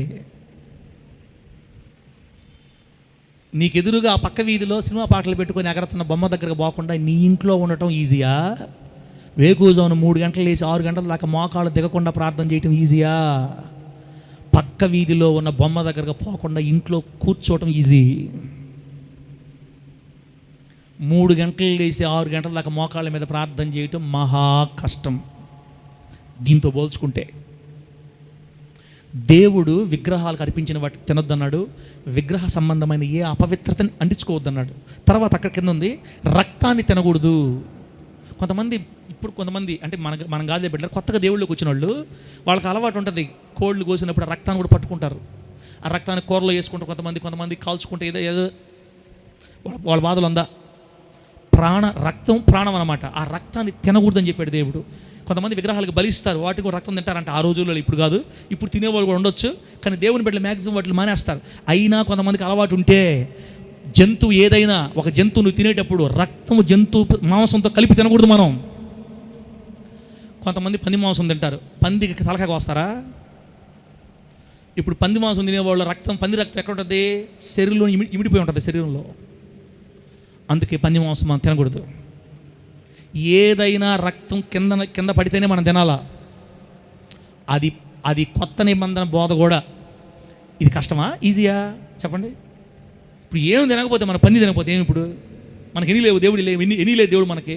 పందే తినాలా? ఒక పాస్టర్ అంటున్నాడు, ఏదైనా తినొచ్చు ప్రార్థన చేసుకుంటే. పంది నేను బాగా తింటాను చెప్తున్నాడు. తినరా స్వామి, మాకు ఎందుకు వచ్చిన బాధ? మాకు జాలు నాయన, ఆ చేపలు అవి జాలు అయ్యా, పందులు తిని మేము ఎప్పుడు ఏం చేయబడలేదు. కానీ బైబిల్లో యూదులకి పంది హేయమని ఉంది కదా, దేవుడే వాళ్ళకి హేయమన్నప్పుడు మనకేం ఇబ్బంది? మాకు పంది కావాలి మనకు. ఇప్పుడు పంది మాంసంలో రక్తం ఇడిపోద్ది, తినకూడదు. సర్లే, మనకెందుకు ఆ బాధలన్నీ. రక్తమును గొంతు పిసికి చంపిన దానిని, అబ్బో హలో, గొంతు పిసికి చంపిన దాన్ని కూడా మనము తినకూడదు.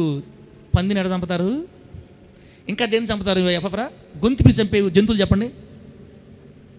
నాకు తెలియదులే, నాకు వద్దా, ఎన్ని అనవసరం, నాకు ముందుకెళ్ళిపోతా. గొంతు పిసికి చంపిన దానిని తినొద్దని పరిశుద్ధాత్మ దేవుడు చెప్తున్నాడు ఆ రోజుల్లో. ఇది కూడా మన బోధ. రక్తాన్ని తినకూడదు అని చెప్తున్నాడు. ఇది చాలా ఈజీ అక్క. నువ్వు చికెన్ షాపుకి పోయావంటే మొత్తం వాళ్ళు కోసి రక్తం కింద పోసి మనకి ఇస్తారు. మనం కోడి కోసుకున్నా కొందు కోసి రక్తం కింద పడి తింటాం, అది మంచిది. ఇది మటన్ అయినా బీఫ్ అయినా రక్తాన్ని కోసి తింటారు, ఇబ్బంది లేదు. ఏవైతే రక్తంతో పాటు తింటున్నావో వాటి వదిలి ఈరోజు నేను చేసిన నామలో. ఇది కొత్త నిబంధన బోధ. ఈజీ, తేలిక, కష్టమేలా. జింక మాంసం తిన్నాను, జింక మాంసం నాకు తెలియదు అవన్నీ. ఏదైనా తేడా బయట పడ్డావంటే జైల్లో బయట కూడా రావు. ఇంకా ఒకసారి నాకు ఒకరు ఫోన్ చేశారు, సార్ పడింది పెద్దది, తెమ్మంట 1 కేజీ. నువ్వు చెప్పు సార్, వేసేస్తాను. అయ్యా, మన దేశ చట్టం ప్రకారం అది తినటము తప్పు. నేను దేవుని సేవకుడిని, నేనే తిన్నానంటే మీరు ఇంకా కూడా చంపుతారు. పొరపాటు దొరికారు అనుకో, నాన్ బెయిలబుల్ కేసు, జీవితంలో బయటకు వచ్చేది ఉండదు. ఇంకా నా వల్ల మీరు ఎందుకు పోవాలి, నాకు వద్దు నాయన, నాకు తేపకండి చెప్పారు. రోజు తెచ్చుకో తింటున్నారు అంటే వాళ్ళు పాపం తినండి. మనకెందుకు వచ్చిన బాధ? రక్తం కింద పోసి తింటున్నారు, రక్తం గొంతు పిసికి తింటారు, నాకు తెలియదు. మొత్తం మీద గొంతు పిసికి చంపిందని తినకూడదని చెప్పిన వాక్యం చెప్పింది. బిడ్డరా, ఇది మొదటిది. అంటే విగ్రహ సంబంధమైన ఏ అపవిత్రత కూడా మీరు అంటించుకోవద్దు అని చెప్పాడు దేవుడు. ఇది కొత్త నిబంధన విశ్వాసుల బోధ, వాళ్ళకి కావాల్సిన వాక్యం. రెండోది ఏంటంటే ఏముందమ్మా నెక్స్ట్? భారము లేని తేలికైన సులువైన కొత్త నిబంధన విధుల్లో మూడోది ఏముందంటే జారత్వాన్ని విసర్జించాలి. ఇది దేవుడు మంచి కోరుకునేది. దీన్ని చేసి మీరు నన్ను శోధించిన ఎడల ఆశీర్వాదాల ప్రవాహాన్ని మీ మీద నేను కుమ్మరిస్తాను. అని ఏం చేయమంటాడు దేవుడు మనల్ని? జారత్వాన్ని విసర్జించమని చెప్పాడు. అంటే వివాహం కాకముందే పాపంలో పడిపోవడం, అక్రమ సంబంధాలు, అది వ్యభిచారమైనా జారత్వమైనా అది దేవుడు సహించలేని పాపం. దేవుని బిడ్డలారా, కాబట్టి మనం దాని విషయంలో ఒక కన్నేసి ఉండాలి, ఖచ్చితంగా కన్నేయాలి దాని మీద. దేవుడిచ్చిన భర్తతో, దేవుడిచ్చిన భార్యతోనే జాగ్రత్తగా ఉండాలి. ఇష్టం వచ్చిన తీర్మానాలు తీసుకోవడానికి దేవుడు ఒప్పుకోడు. ఒకవేళ మనం పడిపోయామనుకోండి, దానికి ప్రతిఫలంగా వచ్చే ఆ శాపాన్ని అనుభవించాల్సిందే. మనం ఊహకు చెప్తున్నా, ఉదాహరణకి ఎవరో మన బిడ్డలో ఒక బిడ్డ పడిపోయాడు అనుకోండి, ఆ సంగతి బయటపడింది, భార్యకి అవమానం, భర్తకు అవమానం, సంఘంలో తెలిసిపోద్ది. ఇక సంఘంలో ముఖం చూపించలేడు, ఇంకా నమ్మరు. తర్వాత అందరూ మాట్లాడుకుంటారు. మన భార్య కానీ కొంచెం నోటిదైతే వాళ్ళని కూడా తనద్దే, వాళ్ళు వచ్చి మనల్ని అంటారు, పోలీస్ స్టేషన్ పోతారు. ఇన్ని మనం భరించాల్సిందే ఖచ్చితంగా. దాని ద్వారా వచ్చే ఫలాలు. దేవుని బిడ్డ కాబట్టి దేవుని వాక్యం ఏం చెప్తాను? జారత్వాన్ని విసర్జించండి. ఇది రాసి ఇప్పుడు పేతురు గారు చెప్తున్నారు, ఈ అవశ్యమైన ఇవి తప్ప 29వ వచనం 15వ అపోస్తల కార్యాలు 15-29వ వచనంలో, ఈ అవశ్యమైన వాటి కంటే ఎక్కువైన ఏ భారం మీ మీద మోపకూడదని పరిశుద్ధాత్మకును మాకును తోచెను. వీటికి దూరంగా ఉండటకు జాగ్రత్త పడితిరా, అది మీకు మేలు, మీకు క్షేమము కలుగునుగాక. అంతటా వారు సెలవు పుచ్చుకొని అంత్యోక్యకు వచ్చి శిష్యులను సమకూర్చి ఆ పత్రిక ఇచ్చిరి. వారు దానిని చదువుకొని అందువలన ఆదరణ పొంది సంతోషించిరి. పేతురు గారు, పౌలు గారు చెప్పిన వాక్యం అంతా ఇదే. జారత్వాన్ని విసర్జించండి, విగ్రహారాధన సంబంధించి దూరంగా ఉండండి. ఈ రెండే వాళ్ళు చెప్పింది. ఇంకా తెల్ల బట్టలు వేసుకోకూడదు, బంగారం వేసుకోకూడదు, ఇవన్నీ చెప్పలా.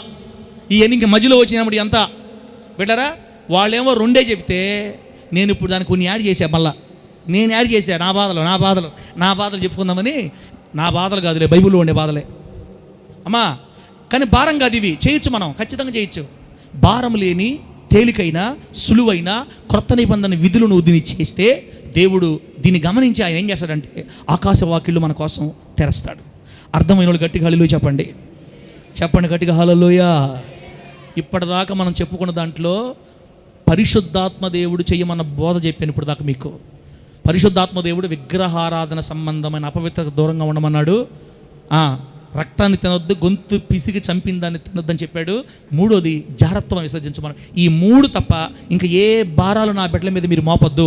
అన్ని జనుల్లో నుంచి కొత్తగా నాలోకి వచ్చే వాళ్ళ మీద మీరు ఇంక ఏ భారాలు మోపొద్దు అని దేవుడు నాకు చెబితే, ముతుకూరులో సేవ స్టార్ట్ చేసినప్పుడు నేరుగా పాటల పుస్తకాలు రాసే, మొత్తం పాటల పుస్తకం ప్రింటింగ్, న్యాయాధిపతి నియమాలు నెంబర్ 1, నెంబర్ 2, నెంబర్ 3, నెంబర్ 4,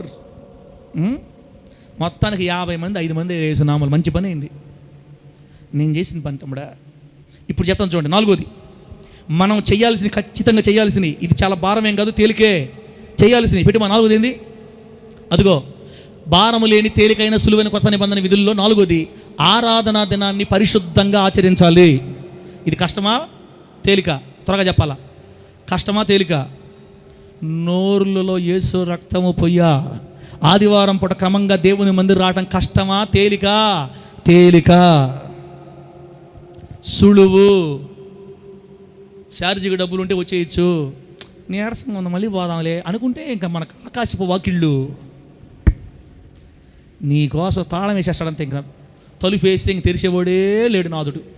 అక్క ఇది తేలిక, నువ్వు నేను ఖచ్చితంగా చేయాలి. ఇది అవకాశం ఉంటే ఎట్టి పరిస్థితుల్లో ఆరాధన వదులుకోకుండా దేవుని సన్నిధికి పరుగున వచ్చి ఆయన మందిరంలో మన కోసం మేలులు దాచిపెట్టున్నాడు కదా, ఆనంద ప్రవాహం దాచిపెట్టున్నాడు కదా, సమృద్ధి, తృప్తి, నెమ్మది, మేలులు, క్షేమం ఆయన మందిరంలో మన కోసం దాచిపెట్టాడు. కాబట్టి పరుగున వచ్చి క్రమం తప్పకుండా దేవుని ఆయన సన్నిధిలో ఆరాధించి గణపరిచి ఆయన మాట్లాడి 4 మాటలు పట్టుకొని ధైర్యంగా విశ్వాసం కలిగి ప్రభు కొరకు వెళ్ళాలి.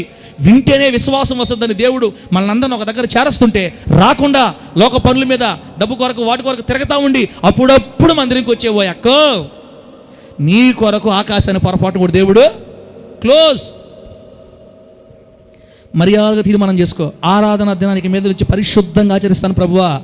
రెఫరెన్స్లు చాలా ఉన్నాయి, మీరు రాసుకోలేరని నేను చెప్పట్లేదు బిడ్డలారా, చాలా ఉన్నాయి. ఆరాధన దినాన్ని పరిశుద్ధంగా ఆచరించాలి. 5వది నెక్స్ట్ ఇది నువ్వు ఖచ్చితంగా చేయాలి. 5వది గృహాల ద్వారా సువార్తను అందించాలి. నీవు ఖచ్చితంగా చేయవలసిన విధులివి. గృహాల ద్వారా సువార్తను అందించాలి. లైక్ కొర్నేలి వలె మనం గృహాల ద్వారా సువార్త అందించాలి. కష్టమా తేలిక? సార్ అన్నాలు పెడితే ఖర్చు అవుతుందా సార్? అంటే ఏడబెట్టాం అన్నాలు? నిన్ను పెట్టమన్నా? అన్నాలు నిన్ను ఎవరు పెట్టమన్నారు? భోజనాలు నిన్ను పెట్టమని పాస్టర్ ఏమైనా చెప్పాడా? వాళ్ళ నేలని చూసి మనం కాల్చుకోవటం ఎందుకు? వాళ్ళకు ఉంది కాబట్టి పెట్టుకుంటున్నారు. వాళ్ళకి లేకపోయినా ప్రిస్టేజ్ కోసం అప్పులు తెచ్చి పెట్టుకుంటారు. మనకొద్దు. దైవజనుడా వచ్చి నా ఇంటి మూలంగా నా గ్రామానికి సువార్త అందించి పో అని చెప్పాలి. నువ్వు నీ దైవజనుడు కోడికూర వండమంటే అప్పుడు చూసుకుంటాడు దైవజనుడు కోడి మొత్తం ఒక దారికి వస్తుంది. నీ గ్రామంలో ఎంతమంది నశించిపోతున్నారు అక్క దేవుని మాటలు తెలియక. ఒక క్రైస్తవురాలిగా దేవుడు మన మీద పెట్టిన బాధ్యత మనం ఖచ్చితంగా చేయాల్సింది మన గృహాల ద్వారా గ్రామానికి సువార్త అందాలి. ఇది ఎవరైతే చేస్తారో వీళ్ళ మీద దేవుడు ఆకాశ వాకిళ్ళు విప్పి పోస్తాడు ప్రవాహాన్ని. ఆమె చెప్పండి గట్టిగా. అప్పుడు వీళ్ళే ఇట్లా ఉండేవాళ్ళే భౌతికంగా ఆత్మీయంగా జీవనోపాధి పరంగా దీవించబడతారు. అట్లా అర్థమైందా? నీ ఇంటి దగ్గర ప్రార్థన పెట్టి కాలం అయింది, నువ్వే ఆలోచించుకో బిడ్డ, నీ ఇష్టం అది. తర్వాత 6వది ప్రార్థన చేద్దాం. ఇక లాస్ట్కి వచ్చేసాం. శ్రమలను సహించి అంతము వరకు నమ్మకంగా ఉండాలి. ఇప్పుడు నేను చెప్పే దాంట్లో మీకు ఏమన్నా కష్టం అనిపిస్తే నాకు చెప్పండి. ఇప్పుడు నేను మార్చుకుంటా. నాకైతే కష్టం అనిపించట్లా. ఇప్పుడు యేసు ప్రభువుని నువ్వు నిజమైన దేవుడు ఒప్పుకున్నావు. యేసు ప్రభు తప్ప ఇంకే దేవుడు నీకు అర్థమైపోయింది. కష్టాలు వచ్చాయని నీకు దేవుని వదిలేస్తావా? మందిరం రాకుండా అయిపోతావా? కష్టాలు మనకైనా ప్రపంచమంతా వస్తున్నాయా? ప్రపంచమంతా వస్తున్నాయి. నీకే కాదు ప్రపంచమంతా, నాకే కాదు ప్రపంచమంతా వస్తున్నాయి. కానీ మన నిరీక్షణ ఏంది? కష్టాలు వచ్చినప్పుడు, శ్రమలు వచ్చినప్పుడు, ఏ శ్రమనైనా ఏ కష్టాన్నైనా మనము సహించగలిగినంత మట్టుకే దేవుడు మనకిస్తాడు. ఆమేన్ చెప్పండి గట్టిగా హల్లెలూయా. అది బాధ అయినా, వ్యాధి అయినా, రోగమైనా, శ్రమ అయినా, ఏదైనా ఏ కష్టమైనా బిడ్డ నేను తట్టుకోగలిగే స్థాయిలోనే మనకిస్తాడు. నువ్వు తట్టుకోలేకపోతున్నావు అని ఆయనకు అర్థమైనప్పుడు దాని నుంచి తప్పించుకునే మార్గాన్ని కూడా దేవుడే మనకు కలుగు చేస్తాడని బైబిల్లో రాయబడి ఉంది. అందుకే బైబిల్ ఏం చెప్పింది తెలుసా? అంతము వరకు సహించిన వాడే రక్షించబడతాడని రాయబడి బైబిల్ చాలా దగ్గర రాయబడింది. మత్తయి సువార్త 10:22 ఏముంటుంది తెలుసు? అక్కడ అంతము వరకు సహించిన వాడు రక్షించబడతాడు ఉంటుంది. 24:13 అదే మాట. మార్కు సువార్త 13:13 అదే మాట. ఒక్క మాట చదవండి. మార్కు సువార్త 13:13 చదవండి. ముందుకు వెళ్ళిపోదాం. మార్కు సువార్త 13:13 నా నామము నిమిత్తము అందరి చేత మీరు ద్వేషింపబడుదురు, అంతము వరకు సహించిన వాడే రక్షణ పొందును. శ్రమలు సహించమని దేవుడు కోరుకుంటున్నాడు. ఇది ఖచ్చితంగా మనం చెయ్యగలము. నువ్వు తట్టుకోలేనప్పుడు అక్క దేవుడు నీ పక్కనే ఉంటాడు. ఆయన నీ చెయ్యి పట్టుకొని నేను లేపుకుంటాడు. ఆయన ఆమె చెప్పగట్టిగా. నువ్వు తట్టుకోలేనంత భారాన్ని నీ మీదకి ఎప్పుడు పంపించడక్క దేవుడు. నీ కూతురు వయసు ఎంతో, ఆ కూతురు తగిన పనులే నువ్వు చెప్తావా? పెద్ద పనులు చెప్తావా? హలో, మీరు ఎడ చూస్తారంటే పాస్టరా ఆపవయ్యా, ఈ ఒక్కరోజే మమ్మల్ని పరిశుద్ధపరిచేట్టున్నావు, నువ్వు ఈ ఒక్కరోజులోనే మమ్మల్ని పరలోకం తీసుకుపెట్టున్నావు, వాడు చెప్తున్నావా? ఆహోయా సాలుగాని మళ్ళీ చెప్పుకుందాం. ఇంకా దగ్గర పడిందిలే, ఆపేసే టైం దగ్గర పడింది. అమ్మా, నీ కూతురు వయసు ఎంతో, ఆ అమ్మాయికి చెప్పాల్సిన పనులే నువ్వు చెప్తావు, ఆ అమ్మాయి చేయలేని పనులు చెప్పవు. సేమ్ అలాగే మన దేవుడు మనం సహించగలిగినంత మట్టుకే మన మీదకి శ్రమలు పంపిస్తాడు, కానీ ఎక్కువ పంపించడు. ఒకవేళ మనం ఇబ్బంది పడుతుంటే ఆయనే ఆ భారాన్ని తీసి పక్కన పెట్టి మనకు విడుదల ప్రసాదిస్తాడు యేసు నామములో. గట్టిగా చెప్పండి హల్లెలూయా. అందుకే ఆశీర్వాదాల ఓట, ఆశీర్వాదాల ప్రవాహం, ఆకాశ వాకిళ్ళు తెరవబడి దేవుడు మన మీద కుమ్మరించాలంటే శ్రమలు సహించాలి. అంతము వరకు నమ్మకంగా ఉండాలి. దేవుళ్ళో ఎలా ఉండాలి? అంతం వరకు నమ్మకంగా ఉండాలి. బిడ్డారా, దీనికి ఒక ఉదాహరణ చెప్తాను, మీకు అర్థమవుద్ది. మరి చికెన్ ఫాక్స్ వచ్చింది, నాకు గుర్తుందా మీకు? రోడ్లో మందిరం ఉన్నప్పుడు చిన్న రూమ్లో, ఆ రోడ్లో చిన్న రూమ్, మన మందిరం కట్టక ముందు చిన్న రూమ్లో ఉన్నప్పుడు వచ్చింది.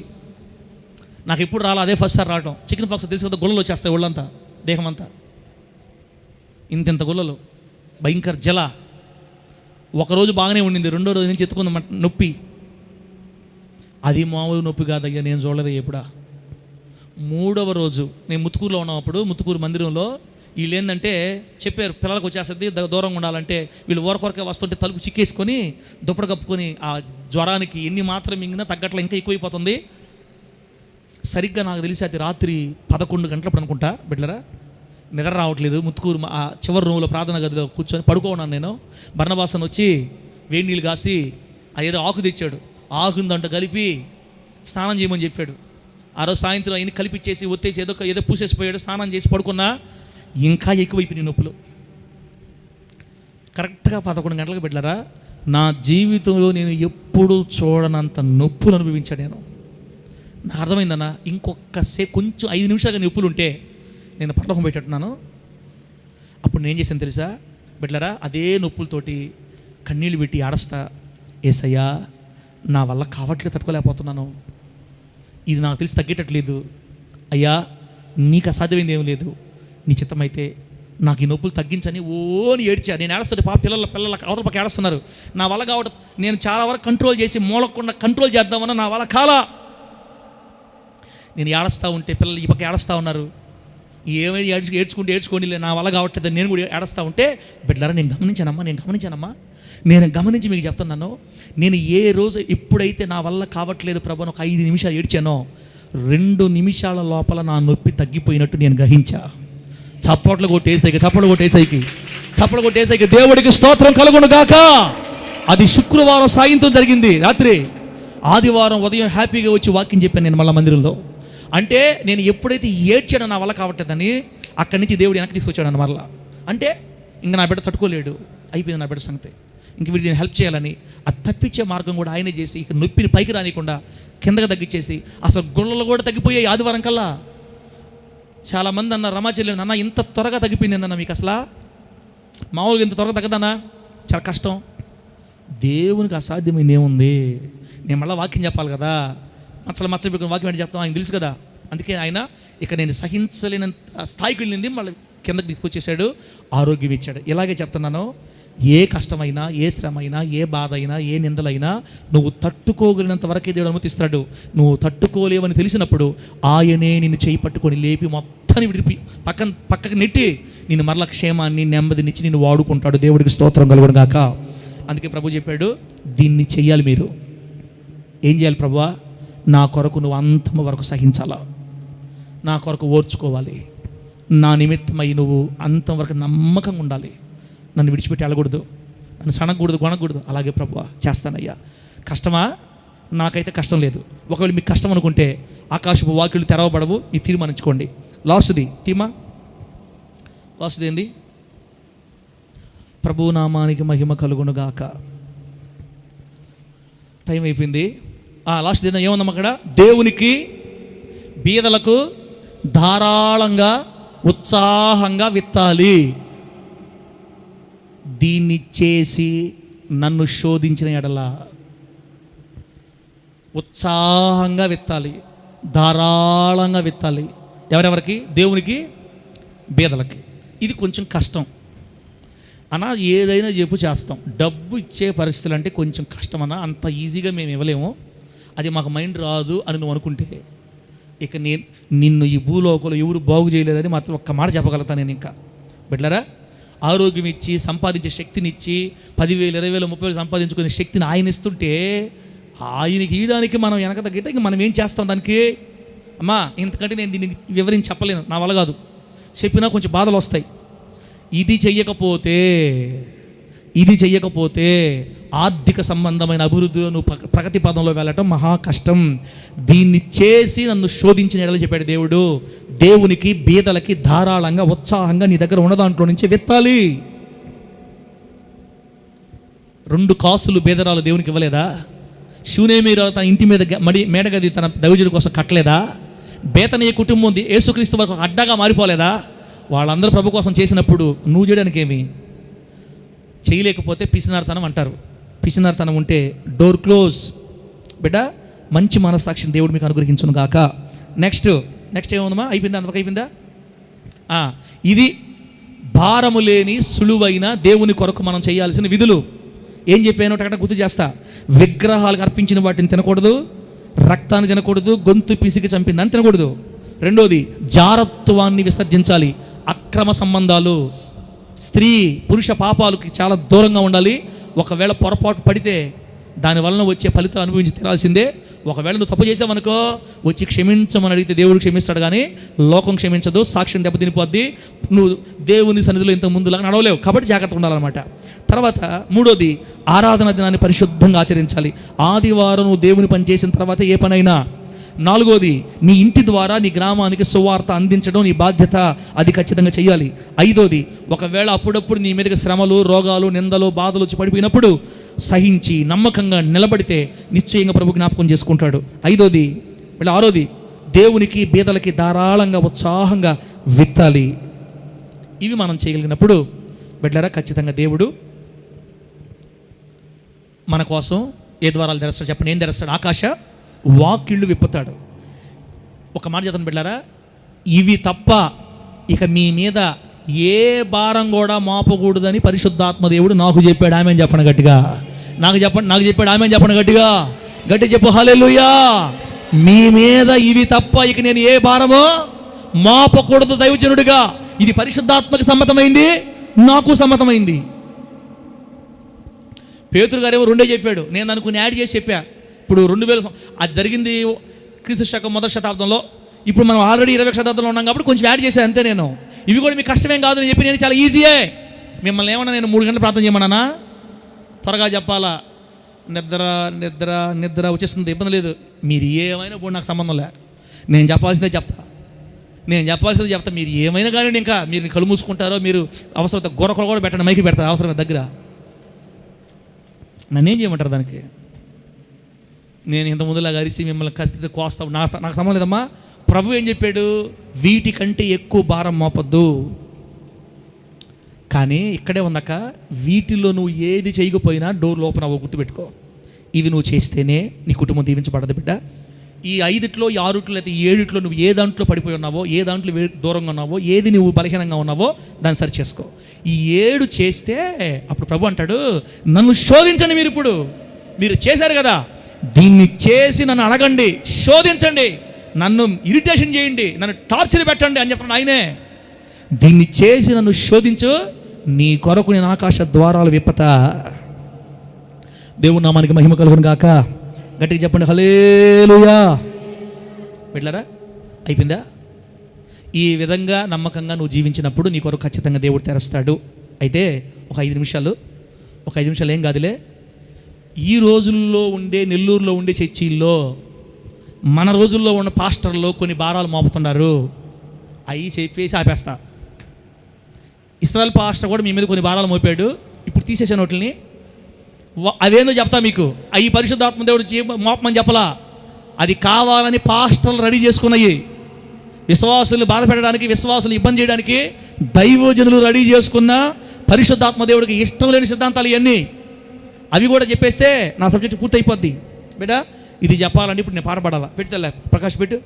నేను టైం ఎంతనే కానీ మీరు భలే నీరసంగా ఉన్నారు. మీరు హుషారుగా ఉంటే చెప్తాను, కానీ మీరు నీరసంగా ఉంటే నేను చెప్తాను. ప్రభు నామానికి మహిమ కలుగును గాక.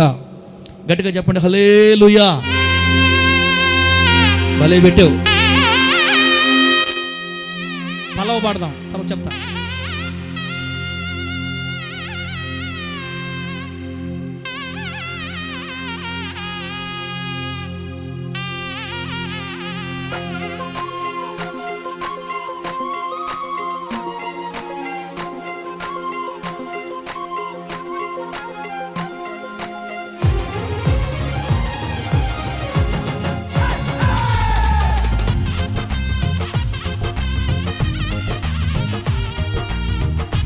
కొట్టేదేదో నీరసం కొట్టకుండా హుషారు కొట్టండి పెట్టారా. ఆదివారం దేవుడిదమ్మా, ఏం కాదు. కానీ ఒక అరగంట మళ్ళా వారం రోజులు నీ కోసం వాడుకుంటావు కదా, ఒక 10 నిమిషాలు అటు ఇటు.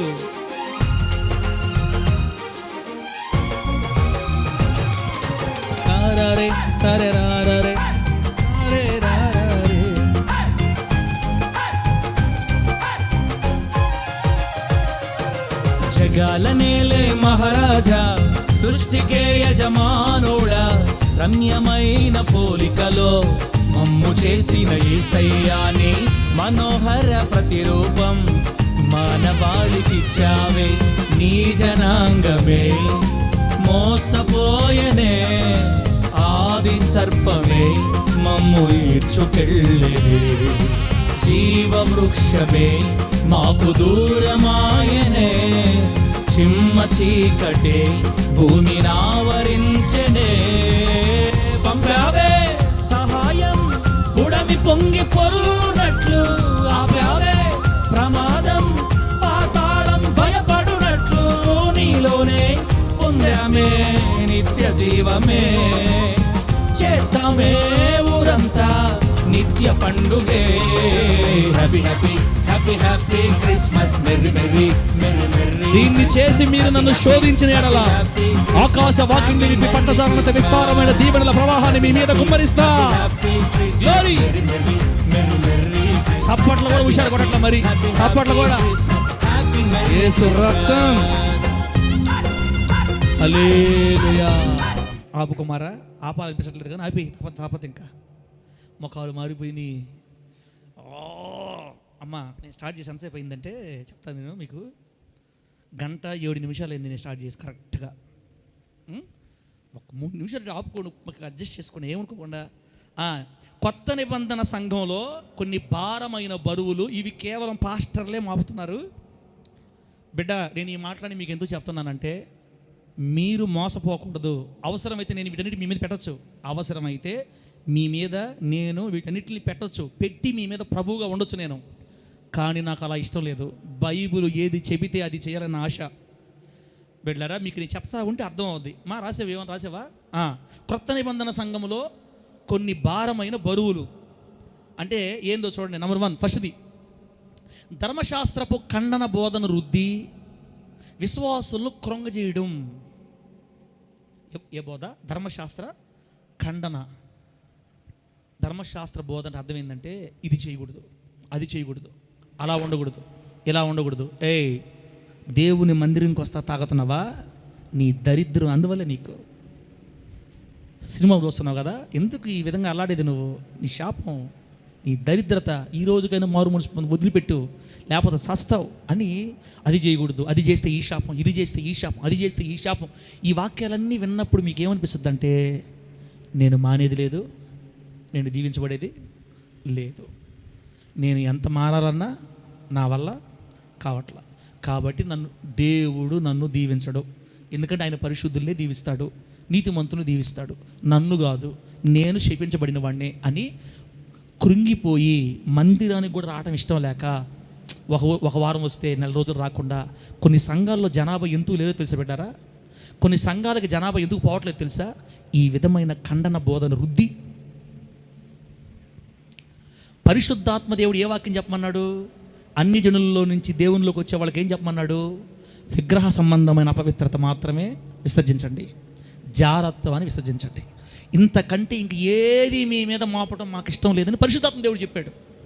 కానీ ఇప్పుడు పాస్టర్లు ఏం చేస్తున్నారు తెలుసా? ఇదిగో చర్చిలోకి వచ్చినప్పుడు కొంచెం ఓవర్ యాక్షన్ చేస్తుండవు, నరకతాడు దేవుడిని, జాగ్రత్త. మామూలుగా ఉండదు దేవుడి దగ్గర. ఎందుకు నీ పుట్టి మీరు తగలాడింది? ఎందుకు నీ ఏడుపు? ఎందుకు నీ కన్నీళ్ళు? మందిరం సరిగ్గా లేవు నువ్వు. ఇట్లాంటి బోధలు బిడ్డలారా బయట వినపడుతుంటాయి. ఒకప్పుడు నా దగ్గర ఎక్కువ ఉండేదమ్మా. దేవుడు నా కళ్ళు తెరిచి నాకు కృప చూపాడు. ఆమె చెప్పడం గట్టిగా. లేకపోతే మీరు కూడా ఎంతమంది వెళ్ళిపోయి ఉండేవాడు కాదు. ఇక్కడ ధర్మశాస్త్ర ఖండన బోధ రుద్ది విశ్వాసుల్ని కృంగజేయటం.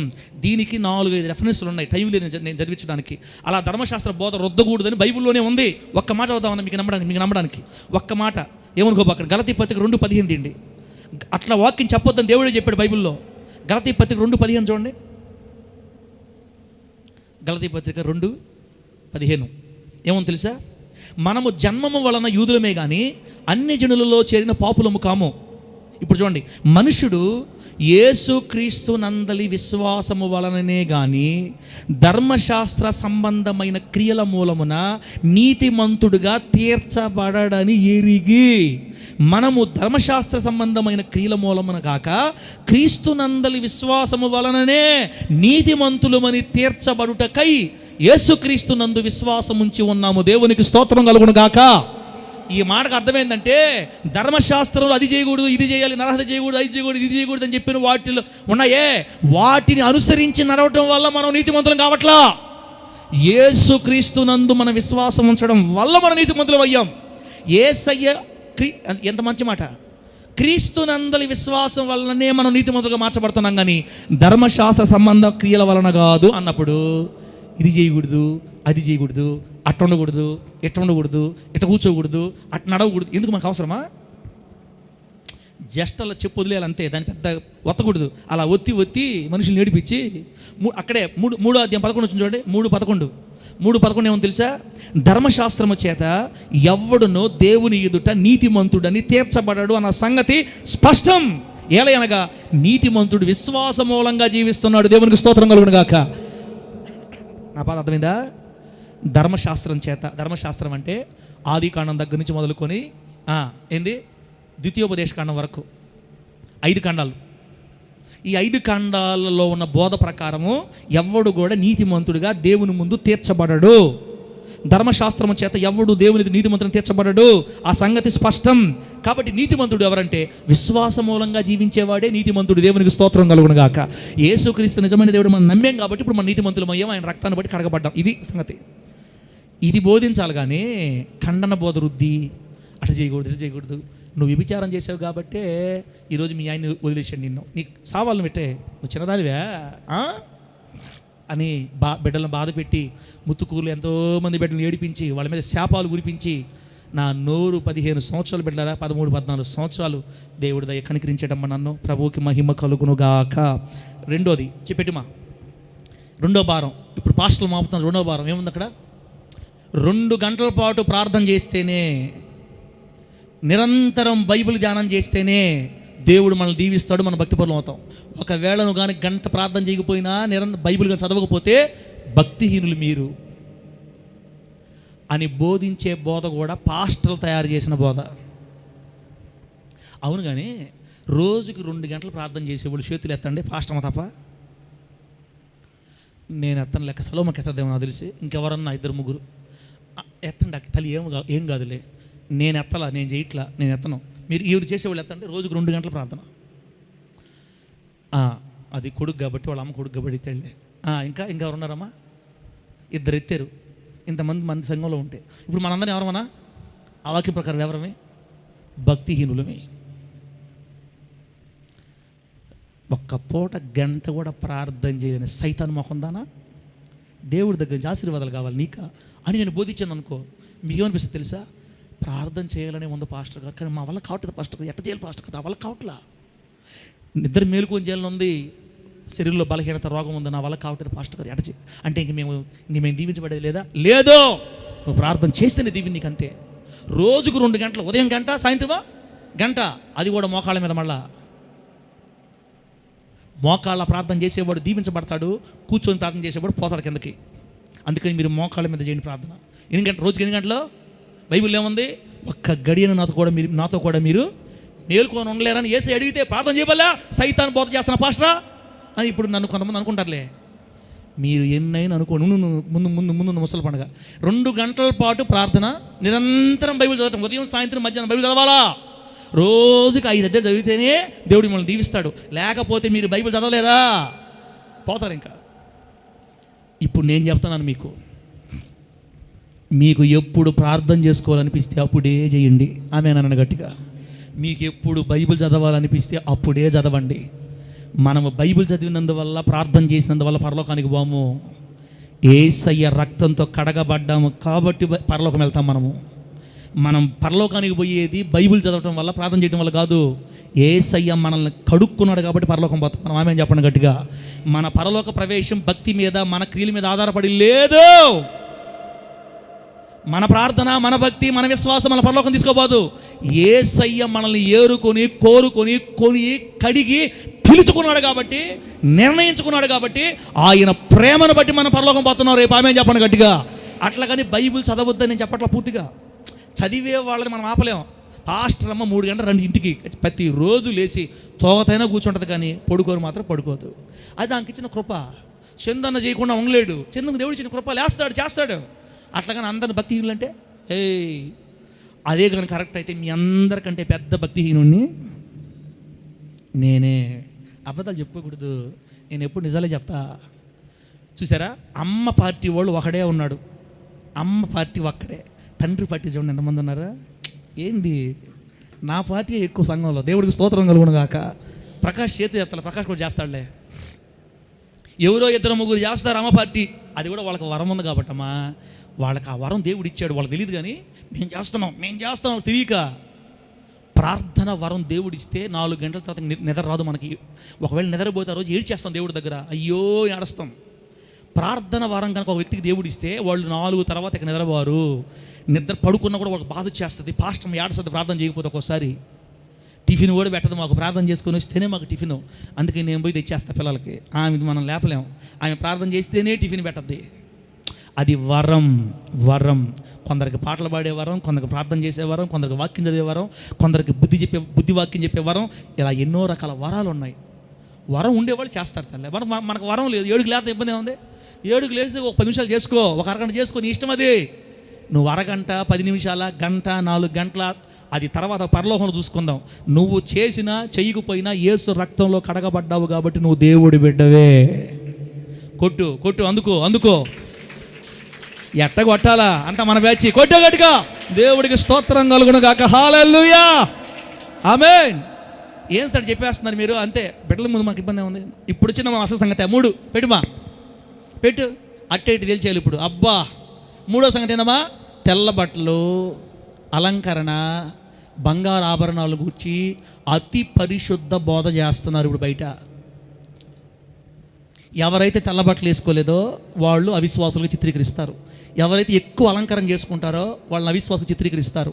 ఎవరైతే బంగారు ఆభరణాలు ఎక్కువ వేసుకుంటారో వాళ్ళని అవిశ్వాసం చిత్రీకరిస్తారు పాస్టర్లు.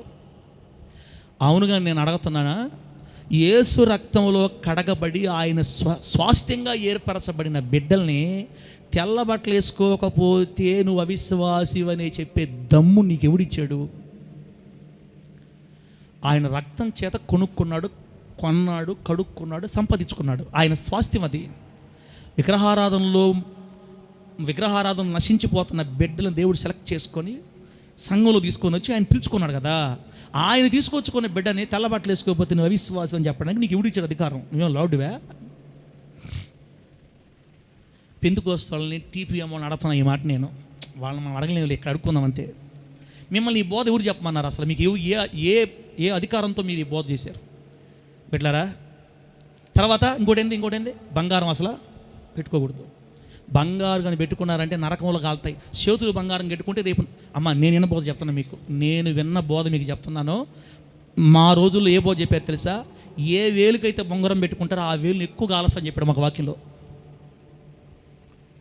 ఉంగరం ఏ వేలుకు పెట్టుకుంటారో ఆ వేలుని ఎక్కువగా కాలుస్తాడు దేవుడు. మెడలో కానీ దండ వేసుకున్నారనుకో ముళ్ళ పాము వచ్చి మెడల్లో తిరగద్దని చెప్పారు మాకు మా పాస్టర్లో. చైన్ కానీ మీరు మెడలో వేసుకున్నారా ముళ్ళ పాము వచ్చి గుచ్చతే మిమ్మల్ని. భూమి మీద బంగారాన్ని విసర్జించి బతకాల. క్రైస్తవులకు అసలు బంగారం మీద పిచ్చి ఉండకూడదు. అంటే మేము నమ్మేసి ఆ రోజులు నమ్మేసి ఎన్ని బాధలు పడ్డా మీకేం తెలుసు? 25 సంవత్సరాలు తర్వాత అలంకరణ. ఏదో కొంచెం ఆడపిల్లలు కొంచెం పొగట పూసుకొని వచ్చారనుకోండి, ఇవిచారి ఏదో చేస్తుంది ఈ మనిషి, అందుకే ఇంత పోస్తుంది. ఎవరో కాదు, నేను కూడా తిట్టానులేమ్మా, నేను కూడా తిట్టాను. ఒక పాస్టర్ గారు, నాకు తెలిసిన పాస్టర్ గారు, వాళ్ళ సంఘంలో ఒక విశ్వాసి పూలు పెట్టుకొని వచ్చింది ఆదివారం. ఏం పెట్టుకొని వచ్చింది? పూలు పెట్టుకొని వచ్చింది. ఆ రోజు నేను కూడా ఉన్నా, ఇది ప్రార్థనకు పోయి ఉన్నా. వాళ్ళ ప్రార్థనకి వాక్యంలో ఆయన అడిగాడమ్మా. అప్పుడు నాకు వాళ్ళ షబాష్ సూపర్ పాస్టర్ అనిపించింది ఆ రోజు. కానీ ఇప్పుడు కోపం వస్తుంది. ఏమడిగాడు తెలుసా? ఏయ్, పూలు పెట్టుకొని మందిరం రావడానికి నీకు ఎవడిచ్చాడే దమ్ము? నీ అందం ఎవరు చూడాలి? నీ ఇంట్లో నీ 4 గోళ్ల మధ్య నీ మొగుడు చూపించుకో. నీ ఏంది అంత పూలు? ఈ మాటలు ఎక్కడ మాట్లాడుతున్నా తెలుసా? పబ్లిక్గా ఆ చర్చిలో పూలు పెట్టుకొని వచ్చిన ఆ ఒక్కటే. దేవుడి దయ వల్ల అదే లాస్ట్ రోజు చర్చికి రావటం. ఆమె నాకు చెప్పాడు తర్వాత, తమ్ముడా అపోస్తలుల బోధ కొడితే దెబ్బ పోయిన మనిషి ఇంకా ఉంటే గట్టి ఉండాలి నా దగ్గర అన్నాడు. నేను కూడా నిజమే అనుకున్నా. ఇట్టే చెప్పాలేమో, ఏయ్ ఎవడో చూపిస్తావే నీ అధికారం, నీ అందమో? పూలు పెట్టుకొని వచ్చావా? అని అరిచాం కాబట్టే మా చర్చిలో జనాభా పెట్టున్నారు. దేవుని ప్రేమను బోధించిన సంఘాలు పొర్లి పారుతున్నాయి ఇప్పుడు యేసునామంలో. వేల మంది పోయాడు చేరిపోతున్నారు. ఆ ఆదరణ, ఆ నెమ్మది, ఆ అభివృద్ధి, ఆ క్షేమం, ఆ నిండైన మెండుదల, ఆ ప్రేమ, దేవుని ఆశీర్వాదాల వరద అక్కడ దొరుకుతుంది. కాబట్టి 100 కిలోమీటర్లు కూడా బస్సుల్లో పోయి ఆడ వాక్యం వినేసి వస్తున్నారు. మన దగ్గరికి ఎవరు రారు. ఈ బోధే కానీ చేస్తే 3 నావాలు నాకు లాస్ట్కి అర్థమైపోయింది. నాకు కూడా ఇట్లా పెట్టుకోవాలి నావాలు, 3 నావాలు. కొడుకులు తెలియదు కొంతమందికి, బిడ్డలకి కొడుకులకి నచ్చవు ఈ మాటలు. ఎందుకంటే వాళ్ళ కళ్ళు తెరవబడలేదు. నేను చెప్తున్నాను కదా బిడ్డలారా, నా కళ్ళు తెరవబడ్డాయి, వాళ్ళ కళ్ళు ఇంకా తెరవబడలేదు. కాబట్టి ఆ బోధే నచ్చదు వాళ్ళకి. నేనేమన్నాను, అది వాళ్ళ ఇష్టం. కానీ నేను చెప్తున్నాను బిడ్డలారా, ఇది దైవజనులు ఏర్పాటు చేసిన బోధ కానీ బైబిల్ ఏర్పాటు చేసిన బోధ కాదు. యేసయ్య ప్రేమను కనుక మన విశ్వాసుకు నేర్పిస్తే కొద్ది కాలానికి వాళ్ళకి ఇంట్రెస్ట్ తగ్గిపోద్ది వాటి మీద. ఆమె చెప్పండి, గట్టిగా చెప్పండి హల్లెలూయా. బిడ్డలారా, ఇంకో మాట చెప్పమంటారా? భార్యాభర్తలు దూరంగా ఉండకపోతే సేవ అభివృద్ధి కాదని బోధించారు మాకు పాస్టర్లు. సేవ అభివృద్ధి అవ్వాలంటే, విశ్వాసులు రావాలంటే భార్యాభర్తలు దూరంగా ఉండాలి. ఎంత దూరంగా ఉంటే సేవ అంత దూరం అవుద్ది అని చెబితే 15 సంవత్సరాలు బాధలు పడ్డాం మేము. 15 సంవత్సరాలు గడిచి చర్చి విశ్వాసం రావట్లేదు. మాకు అర్థం కావట్లా. ఏంది మేము దూరంగా ఉన్నామే, మాకు ఎందుకు రావట్లేదు? పాస్టర్ అమ్మ తెల్లచీర కట్టుకున్నప్పుడు మీరు చూశారు కదా స్టార్టింగ్లో ఏడదాకా. పాస్టర్ అమ్మ ఆ తెల్లచీరలో నా కళ్ళతో చూస్తే నా భార్య లేకపోతే మదర్ తెరిస్తాను అనిపించేది. మదర్ తెరిస్తే తెలుసు కదా మీకు, భార్య అనే ఫీలింగ్ కూడా వచ్చేది కదా నాకు. ఇంకా ఫీలింగ్ రానప్పుడు ఇంకేమి సంబంధాలు ఉంటాయి? ఆ రూమ్లో ప్రార్థన, నేను ఈ రూమ్లో ప్రార్థన. ఆత్మలు కావాలా? భార్య భర్త అంత దూరంగా ఉంటే అంత ఆత్మలు వస్తారు. మా డాడీ చాలాసార్లు చెప్పాడు నాకు ఆ మాట, రే కొడక, ఆత్మలు పట్టుకోవాలంటే దూరంగా ఉండాలా. అవును డాడీ, అయితే ఓకే డాడీ, అయితే ఓకే. పిల్లలు ఇప్పుడు అమ్మా తండ్రిగా మాట్లాడుతున్నానండి, పెళ్ళైన వాళ్ళు. ప్రభు ఏం చెప్పిందంటే, బైబిల్ ఏం రాయబడిందంటే, యవనుడా నీ భార్య యవ్వన కాలం అందే నువ్వు ఆమెతో సంతోషంగా ఉండని సామెత గ్రంథంలో, ప్రసంగ గ్రంథంలో దైవజనుడి చేత దేవుడు రాయించాడు. నీ యవ్వన కాలపు భార్య యందు నువ్వు సంతోషించు. 20 సంవత్సరాల నుంచి 35-40 సంవత్సరాల లోపలే శక్తి, బలం అన్నీ ఉంటాయి శరీరానికి. మా పాస్టర్లు ఏం బోధించారంటే, భార్యకి ఎంత దూరంగా ఉంటే పిల్లలు పుట్టిన దాకే, తర్వాత మీరు దూరం అయిపోవాలా, అప్పుడు మీ సేవ దూసుకుపోద్ది పైకి అన్నాడు. పిల్లలు పుట్టిన కాడి నుంచి వాళ్ళు చిన్నపిల్లలుగా ఉన్నప్పుడు, ఇప్పుడు పెరిగి మా ఎంత అయ్యి వాళ్ళు పెళ్లి చేసుకుని వచ్చేలేకి ఇంకా ఇప్పుడు కళ్ళు తెరవబడ్డాయి మాకు. ఇంకేముంది, అయిపోయింది. అంటే నేను ఏదో కోరుకొని చెప్పట్లేదు లెక్క చెప్తున్నాను. వాళ్ళ వాక్యాలు వినటం వల్ల, వాళ్ళ బోధ వినటం వల్ల నా యవ్వన కాలం అంతా స్తోత్రం హల్లెలూయా. కొడుకుల్లారా, కూతుర్లారా, యవ్వన కాలంలో ఉన్న మీరు, మనకు 40 దాటిందంటే ఇంక బోర్డులు పనిచేయవు. దేవుడి భక్తి ఉండాలి. భార్య భర్తకు చేయాల్సింది, భర్త భార్యకి చేయాల్సింది జ్ఞానంగా చేసుకోవాలి. తేడా వచ్చిందంటే భర్తను అక్రమ సంబడిపోతాడు, భార్యను అక్రమ సంబడిపోతాయి. నేను నా బిడ్డలకు ఎలా బోధిస్తున్నా, అప్పుడు నాకేం బోధించారు తెలుసా? ఎంత దూరంగా ఉంటే అంత అభివృద్ధి, ఎంత దూరం ఉంటే అంత ఆశీర్వాదం. మా పాపలు చెప్తారు, డాడీ ఎప్పుడు కూడా మీరు ఇద్దరు ఒక దగ్గర కూర్చొని మాట మేము చూడలేరు డాడీ, మీరు చూడలేరు డాడీ, ఇంక ఎప్పటికీ చూడలేరు మీరు. ఎందుకంటే ఎంత దూరం ఉంటే అంత ఆశీర్వాదం అని చెప్పారు డాడీ మాకు. బాత్రూంలో కూడా తెల్లబట్టలు ఉండాలని చెప్పారు నాకు. మాకైతే స్నానానికి తెల్లబట్టలతోనే రావాలా, బయటికి కూడా తెల్లబట్టలతోనే రావాలా. ఇంట్లో కూడా, ఇంట్లో షార్ట్లు ఎన్ని వేసుకోకూడదు. అసలు అమ్మో ప్రమాదం, అమ్మా పాపం అది. 25 సంవత్సరాలు తెల్ల బట్టల్లో మునిగి తేలిపోయా నేను వేసుకొని తెల్లబట్టల. ఇప్పుడు నాకు చెప్తున్నారు కొడుకులు వచ్చి, సార్ మారిపోయాడు ఈ మధ్యకాలం, అసలు మారిపోయాడు. నా బాధ ఎవరికి చెప్పుకోవాలా? ఎంత వేదన ఇది, ఎంత బాధ ఇది. మీరు నాకంటే పెద్ద తెల్లబట్టలు వేసిన వాళ్ళ బిడ్డలారా. నేనేం చెప్పదలుచుకున్నానంటే, తెల్లబట్టలు, బంగారు, అలంకరణ ఇవన్నీ నాన్ సెన్స్. దేవుడు ఎన్ని కోరుకోవాలా? బిడ్డలకు మారు మనసు కావాలి. బిడ్డలు దేవుని ప్రేమకు దగ్గర అవ్వాలి. యేసయ్య ప్రేమ త్యాగాన్ని, సిలువ త్యాగాన్ని అర్థం చేసుకోవాలి. వాళ్ళకు ముందు వాళ్ళ కన్నీళ్ళు తొలగిపోవాలి, వాళ్ళ రోగాలు పోవాలి, వాళ్ళు స్వస్థపరచబడాలి, వాళ్ళు అన్ని విషయాలు అభివృద్ధి చెందాలి. దేవుడు వారిని దీవించడం ప్రారంభిస్తే వాళ్ళు ఎదిగి ఎదిగి ఎదిగి అభివృద్ధి చెందినప్పుడు కొన్ని వాళ్ళే వదిలేసుకుంటారు. అంత మాత్రానికి అట్టుండు, ఇట్టుండకూడదు, ఇట్టుండకూడదు చెప్పి అందరూ పోయా. ఇంకేంది? కాబట్టి బిడ్డలారా, అందుకని మా పేట మారింది. నేను నల్ల చొక్కా వేసుకుని ఎందుకు వచ్చి వాక్యం చెప్పానంటే, 25 సంవత్సరాల అగ్ని ఒక్కసారి పగిలింది బయటికి నాకు. అప్పుడు టైంలో 25 సంవత్సరాల మంట ఒక్కసారి పళ్ళు పెరిగింది. ఏమైతే అవద్దని దూకి నల్ల సొక్క కొంచెం వాక్యం ఎందుకు చెప్పని చెప్పు. కక్ష కసి నా వయసునంతటి పోగొట్టింది బోధ. ఈ పాస్టర్లు ఇట్లా చెప్పారు నా మీద. నా బిడ్డలారా, మీకు నేను ఇంతవరకు ఫస్ట్లో చెప్పానేమో కానీ రాను రాను మీకు ఎప్పుడు చెప్పలేదు. ఇప్పుడు మరలా చెప్తున్నాను. బట్టల వల్ల మనం పరలోకానికి పోము. యేసునందు విశ్వాసమును బట్టి మనం పరలోకం పోతాం. ఆమె చెప్పండి గట్టిగా. బంగారు వేసుకుంటావో వేసుకోవో దాన్ని బట్టి మనం పరలోకానికి పోము. దేని బట్టి పోతామక్క? యేసయ్య యందు ఉన్న విశ్వాసమును బట్టి, ఆయనను మన దేవుడికి అంగీకరించిన దాన్ని బట్టి మనం పరలోకానికి పోతాం. ఆయన మన కొరకు కార్చిన రక్తాన్ని బట్టి మన నీతిమంతులు అయ్యాం. ఆయన మన పరలోకం తీసుకెళ్తాడు. బంగారము, ఉంగరాలు, అలంకరణ, దండలు, మూతి, చెంపచార ఇది తీసే అవసరం పక్క. యేసయ్య దగ్గరికి వస్తే నిదానం మారిపోతారన్నా. ఎవరు ఇక్కడ ఎవరు రికార్డ్ డ్యాన్స్ చేసేవాళ్ళు ఎవరు లేరాడా? ఇప్పుడు అందరం బాగానే ఉన్నాం కదా మనందరమే. ఆ అమ్మాయికి 18 సంవత్సరాలు 23 సంవత్సరాలు కమ్మ పెట్టుకుంటాను అంటున్న. కమ్మలు పెట్టుకొని ఇట్లా మన వాళ్ళు సైతానికి అబ్బేట మనం సమర్పణ చేసుకున్నాం. మనం తీసే మీ ఇష్టం. నేను నా కూతుర్లకి 12 సంవత్సరాల దాకా ఉంగరాలు కమ్మలు ఏం వేపిలా, చెవులు కూడా కుట్టిలా. బోధ ప్రభావం. నీ కూతురు నీకంటే దానిలు వాళ్ళు ఇంకా గొప్ప సేవ చేస్తారని చెప్పారు నాకు. వాళ్ళకి చెవులు కుట్టికుండా ఉంటే వాళ్ళు ఇంకా గొప్ప సేవ చేస్తారు. నాకు కళ్ళు తెరుచుకుంటే అర్థమైంది నాకు. ఇప్పుడు సరే వాళ్ళు కుట్టించుకోలేదు, రేపు వాళ్ళు పెద్దవాళ్ళు అయ్యి ఉద్యోగాలు చేసి సంపాదించుకున్న తర్వాత ఒకేసారి సినిమా హీరోల కంటే దారుణంగా వస్తారు బయటికి. ఇప్పుడు నా అండర్లో ఉన్నారు కాబట్టి వేసుకోరు. రేపు పెద్ద అవుతారు, సంపాదించుకుంటారు. వాళ్ళు నా మాట ఎందుకంటారు? సైతానోడా నీ కడుపును పుట్టి దరిద్రులు అయ్యామో. నాకు అర్థమైపోయి నేనే పోయి తీసుకుపోయి కుట్టించా. నేను సాగర్ తీసుకుపోయి రాయా సాలేరా భక్తి ఇంకా కుట్టే జన్మ ధనివైపోయింది వాళ్ళకి వేసునామల్లో. మా డాడీ కళ్ళు తెరిచాడు దేవుడు. ఏముందక్క దాంట్లో? అసలు నాన్ సెన్స్. మన పరలోకానికి పోయేది వీటి వల్ల వాటి వల్ల కాదక్క. శారా బంగారం వేసుకుందా? తొందరగా చెప్పండి. వేసుకోలేదా? రెబ్కా, ఎస్తేరు, రూతు, మీరు చెప్పుకుంటా పోయిన పేర్లు. పాత నిబంధన భక్తులు అంతా కొత్త నిబంధన అది అసలు లేదు బోధ. వీళ్ళు తెచ్చారు. నా ప్రియమైన దేవుని బిడ్డలారా, దేవునిలో ఉన్నప్పుడు కొన్ని ఆటోమేటిక్గా మనకు ఆసక్తి తగ్గిపోద్ది. ఎదిగే కొలది, వయసు పెరిగే కొలది మన కొన్ని తగ్గిపోతాయి మనకి. అంత మాత్రం చేత ఈ చేయకూడదు అని చెప్పి యవనస్తులారా, వయసు పోకముందే జాగ్రత్తగా ఉండండి. నేను పడిన బాధలు మీరు పడబాకండి. దేవుడు మిమ్మల్ని దీవించునుగాక. 4వది పెట్టు. ఇంకేం పెట్టేది? 4 అయిపోయింది నా బాధ అంతా. 4వది, దశంభాగం విషయంలో విశ్వాసుల్ని భయాభ్రాంతులు చేయటం. ఇదొక బోధకుడు. దేవుని బిడ్డలారా, మీరు చాలామంది దశంభాగాలు ఇయట్లేదు. మీరు దశంభాగాలు ఈకపోతే పంట పురుగులు వచ్చి మీ తినేస్తాయి మిమ్మల్ని.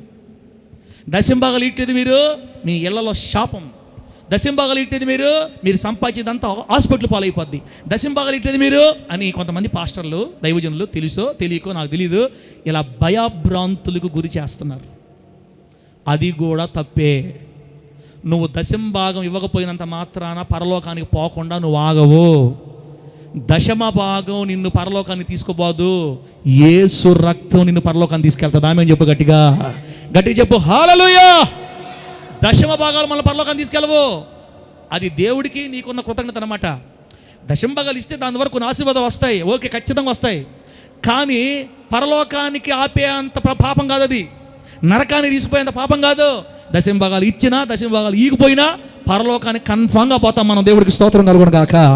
అయితే దేవుణ్ణి ప్రేమించేవాడికి ఇవ్వమని మనం చెప్పాల్సిన అవసరమో లేదు. దేవుణ్ణి ప్రేమించే వాళ్ళకి ఇవ్వండి అయ్యా, దేవుడికి మిమ్మల్ని ఆశ చెప్పల్లా. నా కూతురు అంటే నాకు ఇష్టమైతే నేను 500 చొక్కా తీసుకొని నా బిడ్డకి 4000 డ్రెస్ తీసిస్తా. నా కూతురు నాకు ఇష్టమైతే, నా భార్య నాకు ఇష్టమైతే 5000 చీర తీసిస్తా. నేను మామూలు తీసుకొని నా భార్య నాకు ఇష్టంగా తీసిస్తా. మీ పాస్టర్ మీ మమ్మీ అమ్మ 24 సంవత్సరాల నుంచి 35 సంవత్సరాల దాకా ముస్లిం అయిపోయిందంతే. అటు చెప్పారు ఆ మనిషికి. ఇట్టుంటేనే సేవ దీవించబడద్దు. ఇక్కడ దాకా అసలు నాకు భార్యను చూసినట్టు ఉండేది కాదు, మదర్ తెరీసాను చూసినట్టే ఉండేది నాకైతే. 10 సంవత్సరాలు సర్లే, ఇబ్బంది ఏమో ప్రభు కోసం చేశాం కదా. బిడ్డలారా, ఈరోజు ఎందుకంటే మారేమంటే ఇది అసలు సిద్ధాంతం కాదు. ఇది మనుషులు పెట్టింది. దీనివల్ల ఆశీర్వాదం ఆధారపడి లేవు. భక్తి హృదయంలో ఉండాలి బిడ్డలారా. అట్లాగని సినిమా హీరోయిన్ లాగా మొత్తం ఏలాడేసి తిరగమని నేను చెప్పట్లేదు. మినిమం కొంచెం విలువగా ఉండాలి బిడ్డలు. నా బిడ్డలని మీరు విలువగా ఉండాలని మేము అనుభవించి మీకు చెప్తున్నాం అమ్మా. మీరు మాలాగా భక్తి చేయలే, మాలాగా చేస్తే అసలు మిమ్మల్ని మీ భర్త వదిలేస్తారు, గుర్తుపెట్టుకొని చెప్తున్నా. మీరు ఏడదాకా వేసుకొని మొత్తం వేసుకోరండి. మదర్ తెరిస్తా వెళ్ళిపో నా ఇంట్లో అంటాడు మీ ఆయన. నువ్వు మాకు వద్దు మదర్ తెరిస్తా, నువ్వు పో. కాబట్టి తెల్లబట్టలు, దశంభాగాలు, లేకపోతే బంగారు, ఇవన్నీ మన నరకానికి తీసుకోబావు. యేసయ్య తన ముద్ర వేసి కొన్నాడు నిన్ను యేసునామంలో. నువ్వు దశంభాగం ఇచ్చిన పరలోకం పోతావు, ఈకు పోయిన పరలోకానికి పోతావు యేసునామంలో. నీకు నిజంగా దేవుడు అంటే ప్రేమ ఉంటే నీదంతా యేసయ్యకి ఇచ్చేస్తావా? ఆమేన్ చెప్పు, గట్టిగా చెప్పు, హల్లెలూయా. పెట్టుమా, అయిపోయింది. లాస్ట్ మాట ప్రార్థన, ఉపవాసం, నీతి, పరిశుద్ధత అనే ఈ అంశాల్లో తమ్మును తామే నిరూపించుకోవాలి అనే అతి పరిశుద్ధ బోధ ద్వారా విశ్వాసులు కృంగజేస్తున్నారు ఇప్పుడు చాలామంది. నువ్వు ప్రార్థన చేయట్లేదు, నువ్వు ఉపవాసం ఉండట్లేదు, నువ్వు నీతిమంతులుగా లేవు, పరిశుద్ధతలో తప్పిపోయావు, దేవుడు చాలా బాధపడుతున్నాడు నీ విషయంలో, నువ్వు అందుకే ఇబ్బంది పడుతున్నావు, నువ్వు ఇంకా ముందుకు రావాలి, అసలు దేవుడు నీ వల్ల చాలా బాధపడుతున్నాడు, అసలు నువ్వు నిరూపించుకోవట్లేదు, నువ్వు నిలబడట్లేదు, నువ్వు నిలబడు, తీర్మానించుకో, నడుం కట్టుకో. ఏడ కట్టుకునేది నడుమా? ఏడ కట్టుకున్నా ఆడకే పోతుంది, ఏ దారి పోయినా గోదారే. నీకు నువ్వే నడుంగట్టుకునే పని అయితే ఇంకా యేసయ్య రక్తం కార్చడం ఎందుకు కుమారా? నీకు నువ్వే పరిశుద్ధత కలిగి బతకడం సాధ్యమైతే యేసయ్య రక్తం కార్చడం దేనికి కుమారా? నిన్ను నీతిమంతునిగా మార్చింది, నన్ను నీతిమంతునిగా మార్చింది మన క్రియలు కాదు, యేసు రక్తం. అట్లాగని మనం భక్తి చేయదని చెప్పట్లా, చెయ్యాలి. అది ఎందుకు చేయాలంటే యేసయ్య మనల్ని లోకంలో నుంచి కోరుకొని ఎన్నుకొని పరిశుద్ధపరిచి నీతిమంతుడిగా మార్చి మన పరలోకానికి వారసుడిగా మార్చాడు కాబట్టి, అలా మనల్ని మార్చిన దేవుడు పరిశుద్ధుడు కాబట్టి ఆ పరిశుద్ధుడి కోసం మనం పరిశుద్ధంగా బతకాలి. ఆ దేవుని కోసం మనం నీరు నిలబడాలి. జారిపోతే లేపుకుంటాడు, పడిపోతే లేపుకుంటాడు, అంతేగాని నరకానికి పంపిడు. ఆయన కోరుకున్న బిడ్డలు ఒక్కరు కూడా నశించరు. యేసయ్య ఏం చెప్పాడంటే, నా గొర్రెల్లో ఒక్క గొర్రెను కూడా నేను పోగొట్టుకోను. ఆమె చెప్పండి గట్టిగా, నా గొర్రెల్లో ఒక్క గొర్రెను కూడా నేను పోగొట్టుకోను, నా గొర్రెలన్నీ నా దగ్గరకు వస్తాయి. దేవుడికి స్తోత్రం కలుగును గాక. కాబట్టి ఉపవాసం, పరిశుద్ధత, నీతి, పవిత్రత, బలారాధన కాదు ఏంది, ప్రార్థన, ఉపవాసం, ఇవన్నీ బిడ్డలారా చెయ్యాలి, ఖచ్చితంగా చేసుకోవాలి. మన శక్తి కొలత చేసుకుందాం. మనకు నెత్తి మీద బండ పెట్టుకొని 3 రోజులు ఉండాలా, 5 రోజులు ఉండాలా, 20 రోజులు ఉండాలా, 3 రోజులు ఉపవాసం ఉంటేనే కార్యాలు జరుగుతాయి, 2 రోజులు ఉంటేనే కార్యాలు. మాటలు ఎన్ని నమ్మకండి. మీరు చేయగలిగినంత చేయండి, దేవుడు మిమ్మల్ని దీవిస్తాడు, అంతే. లాస్ట్ మాట, ప్రభు బల్ల విషయంలో కూడా విశ్వాసుల్ని భయాప్రాంతం చేస్తున్నారు. అదిగో చూడండి, ప్రభు బల్ల నేను కూడా చెప్పాను మీకు చాలా కాలం. బల్లలో చేతులు ఇచ్చినప్పుడు చాలా జాగ్రత్తగా ఉండాలా, పరిశుద్ధంగా ఉండాలా, పవిత్రంగా ఉంటే చేతులు వేయండి. తేడా జరిగితే రోగులు, తేడా వస్తే బలహీనత, తేడా వస్తే సమాధి పెట్టని చెప్పి నేనే చాలాసార్లు చెప్పా. ప్రభు బల్ల విషయంలో విశ్వాసులు భయాభ్రాంతులు గురి చేసి వారిని బల్ల నుండి దూరం చేస్తున్నారు సేవకులు. ఒక విషయం తెలుసా, బల్లలో చేతులు వేస్తేనే అంత్య దినాన లేస్తాం మనం. బల్లలో చేతులు వేస్తేనే ఎప్పటికప్పుడు జీవం గల వారిగా మారుతాం. బల్లలో చేతులు వేస్తేనే అంటిన మురికి కడగబడద్ది. కాబట్టి బల్లలో ఖచ్చితంగా ప్రతి ఒక్కరు చేతులు వెయ్యాలి. ఎవరు చేతులు ఇవ్వకూడదో తెలుసా, ఎవరు రాకూడదో తెలుసా, నాకు యేసు వద్దనుకునే వాళ్ళు తప్ప అందరు రావచ్చు. దేవుడికి స్తోత్రం కలుగును గాక. నాకు యేసు వద్దనుకునే వాళ్ళు ఖచ్చితంగా, వద్దనుకునే వాళ్ళు రాబల్లే. అసలు యేసై వద్దనుకునే వాళ్ళు చర్చికి ఎందుకు వస్తారు? చర్చికి వచ్చే వాళ్ళు అందరూ యేసై కావాలనుకునే వాళ్ళే. కడగబడాలంటే, మురికి పోవాలంటే, జీవం రావాలంటే చేతులు వేయాలి. కానీ సేవకులు చాలామంది జాగ్రత్త, దేవదూతలాగా ఉంటేనే చేతులు, దేవదూతలాగా ఇక్కడ దాకా తెల్లగా వేసుకొని ముడేసుకొని వస్తే రంగులు పో సైతాన్ అన్నారు లాస్ట్ దాకా. అమ్మా లాస్ట్ మాట ఇప్పుడు పెట్టుమా. లాస్ట్ది, ఎక్కువగా శాపాలు పలికి సంఘాన్ని శాపగ్రస్తంగా చేయటం. ఎక్కువ వాక్యాల్లో శాపాలు పలికి, నువ్వు అయిపోతున్నావు, నువ్వు అట్టయిపోతావు, నువ్వు నిలబడలేదు కాబట్టి అయిపోతావు, నువ్వు ఉండలేదు కాబట్టి అట్టయిపోతావు, నీ జీవితం అట్టయిపోద్ది అని ఎక్కువగా శాపాలు పలికి కుటుంబాలు శాపాలు అయిపోవడానికి, సంఘం శాపగ్రస్తం అయిపోవడానికి. బిడ్డ ఎవరిదో ఎందుకు అక్క, నేను చెప్తున్నాను, 2012లో స్టార్ట్ చేసిన మన సేవలో శాపాలే ఎక్కువగా ఉండేవి. ముత్తుకూరులో ప్రారంభించిన సేవలో ఏ రోజు కూడా నేను ఇట్లా ఆశీర్వాదాలు పలకలేదు ఎప్పుడు మీ గురించి. అప్పటి బిడ్డలకు నేను ఎప్పుడు ఆశీర్వాదాలు చెప్పలేదు. దేవుడు మిమ్మల్ని దీవించబోతున్నాడు, మిమ్మల్ని దేవుడు లేవనెత్తబోతున్నాడు, మీ అప్పులు తీరబోతున్నాయి, మిమ్మల్ని నా దేవుడు మీ తలలు పైకెత్తబోతున్నాడు, మీ రోగాలు స్వస్థపరచబో, ఏ రోజు చెప్పలా నేను నా నోటితో. ఏం చెప్పాను తెలుసా, ఈరోజు నీ ఏడుపు కారణం ఈ పాపం, ఈరోజు నీ దరిద్రత కారణం ఈ పాపం, వదిలేయి అడుగొట్టుకో, ఈ నీ పాపం, ఈ కారణం, ఈ శాపం. ఇట్లా ఎక్కువ శాపాలు పలకడం వల్ల సంఘం శాపం అయిపోయింది, కుటుంబాలు శాపం అయిపోయింది. తెలియక చేశాం కాబట్టి కళ్ళు తెరిచి దేవుడు తెలియజేశాడు. బిడ్డలారా, ఈ రోజు నుంచి తెల్ల బట్టలు వేసుకోవాలి, బంగారం పెట్టుకోకూడదు, అయి చేయకూడదు, ఈ చేయకూడదు అనే మాటలు ఇక్కడ వినబడవు. గుర్తుపెట్టుకోండి. ఇంకా అట్లాంటి తెల్ల బట్టలు వేసుకోవడం తప్పు నేను చెప్పట్లేదు బిడ్డ, అది నీకు వరం, నీకు ఇష్టమైంది. దేవుడు నీ మనసును మార్చాడు. నాకు ఈ లోకం వద్దనుకుంటున్నావన్నా, మంచిది, తప్పులేదు. నాకు కూడా ఇష్టమే, నేను కూడా అప్పుడప్పుడు వేసుకుంటా. మైండ్ మారితే ఇట్లా కూడా వేసుకుంటా, నా ఇష్టం అది. మైండ్ మారితే ఇట్లా కూడా వేసుకుంటా, అది నా ఇష్టం. ఇక మీకు ఇబ్బంది లేదు బిడ్డ. బట్టలు, బోధ, అది ఇది కాదన్నా. నిన్ను దేవుడు ప్రేమించాడన్నా. నువ్వు యేసు రక్తం కడగబడ్డావు తమ్ముడా, నిన్ను ప్రభు ప్రేమిస్తున్నాడు. అందుకు మనం పరలోకం పోతాం. అంతేగాని ఇవన్నీ కాదు. నువ్వు చేస్తావా, తెల్ల బట్టలతో ఉంటావా, ఎప్పుడు సంతోషం ఉండు. కానీ నీలాగే అందరూ ఉండాలని కోరుకోబాకు. సమర్పించుకున్నావా, బంగారు వదిలేసావా, చాలా సంతోషం. ఒకవేళ పరలోకానికి బహుమతులు ఉంటాయేమో. అట్లాగని అందరికీ అదే తీర్పు తీర్చొద్దు, తప్పది. చిన్న పిల్లలు, పెళ్ళిగాని పిల్లలు, వాళ్ళకి ఆశలు ఉంటాయి, కట్టుకొని వేసుకొని వాళ్ళు రేపు తెలుసుకుంటారు. తెలుసుకునేది ఏంది, ఆ తప్పేమున్నది, అసలు ఒక ఇబ్బంది అయిందా, వాళ్ళు మార్చుకుంటారు. మన బలవంతం చేయకూడదు అట్లా. ఇవన్నీ నాన్ సెన్స్ బోధలు, ఈ మొయ్యలేని భారాలు. కాబట్టి ఇవన్నీ మన సంఘంలో ఇక మీదట కనబడవని పరిశుద్ధాత్మ దేవుని నీ లాస్ట్ చెప్తున్నా ఈరోజు. ఇక మీదట ఎన్ని వినబడవు. మీకు ఏది వినబడినా మీ క్షేమాన్ని కోరుకునే మాటే మీకు వినబడద్దు యేసునామంలో. మీ కన్నీళ్లు తుడిచే మాటే మీకు వినబడద్దు యేసునామంలో. ఇక మీదట మీ సేవకుని నోరు మీ గాయములు కట్టునుగాక. మీ గాయములు కట్టే మాటే పరిశుద్ధాత్మ దేవుడు మాట్లాడమని నాకు సెలవిచ్చాడు బిడ్డలారా. కాబట్టి ఏం కాదులేమ్మా, మనకేం కాదు, మనం దేవుని మార్గాల్లోనే ఉన్నాం, ఇబ్బంది లేదు. మాలాగా మీరేం ఇబ్బంది పడద్దు, ఏం ఇబ్బంది కారు. మనంతా దేవుని మార్గాల్లోనే ఉన్నాము. మనం దేవుడు దీవిస్తాడు. తెల్లబట్టలు వేసుకుంటావా, వేసుకో. కళ్ళబట్టలు వేసుకుంటావా, వేసుకో. నీకు ఎలా అయితే ఉండాలి ఉండు. కానీ దేవుని భయం కలిగి బ్రతుకుదుముగాక, దేవుని భయము కలిగి జీవించుదుముగాక. ఆ భయం కూడా దేవుడే నీ కలగజేస్తాడు, నిన్ను నిలబెడతాడు, నిన్ను పడనీయుడు, నిన్ను పరలోకం తీసుకెళ్తాడు. ఇంతకంటే మీకేం కావాలి? ఇంక వాక్యం కళ్ళు మూసుకోండి. దేవుడి మాటలు మనకు ఆశీర్వాదకరంగా మార్చి వర్తిలో చేయనుగాక.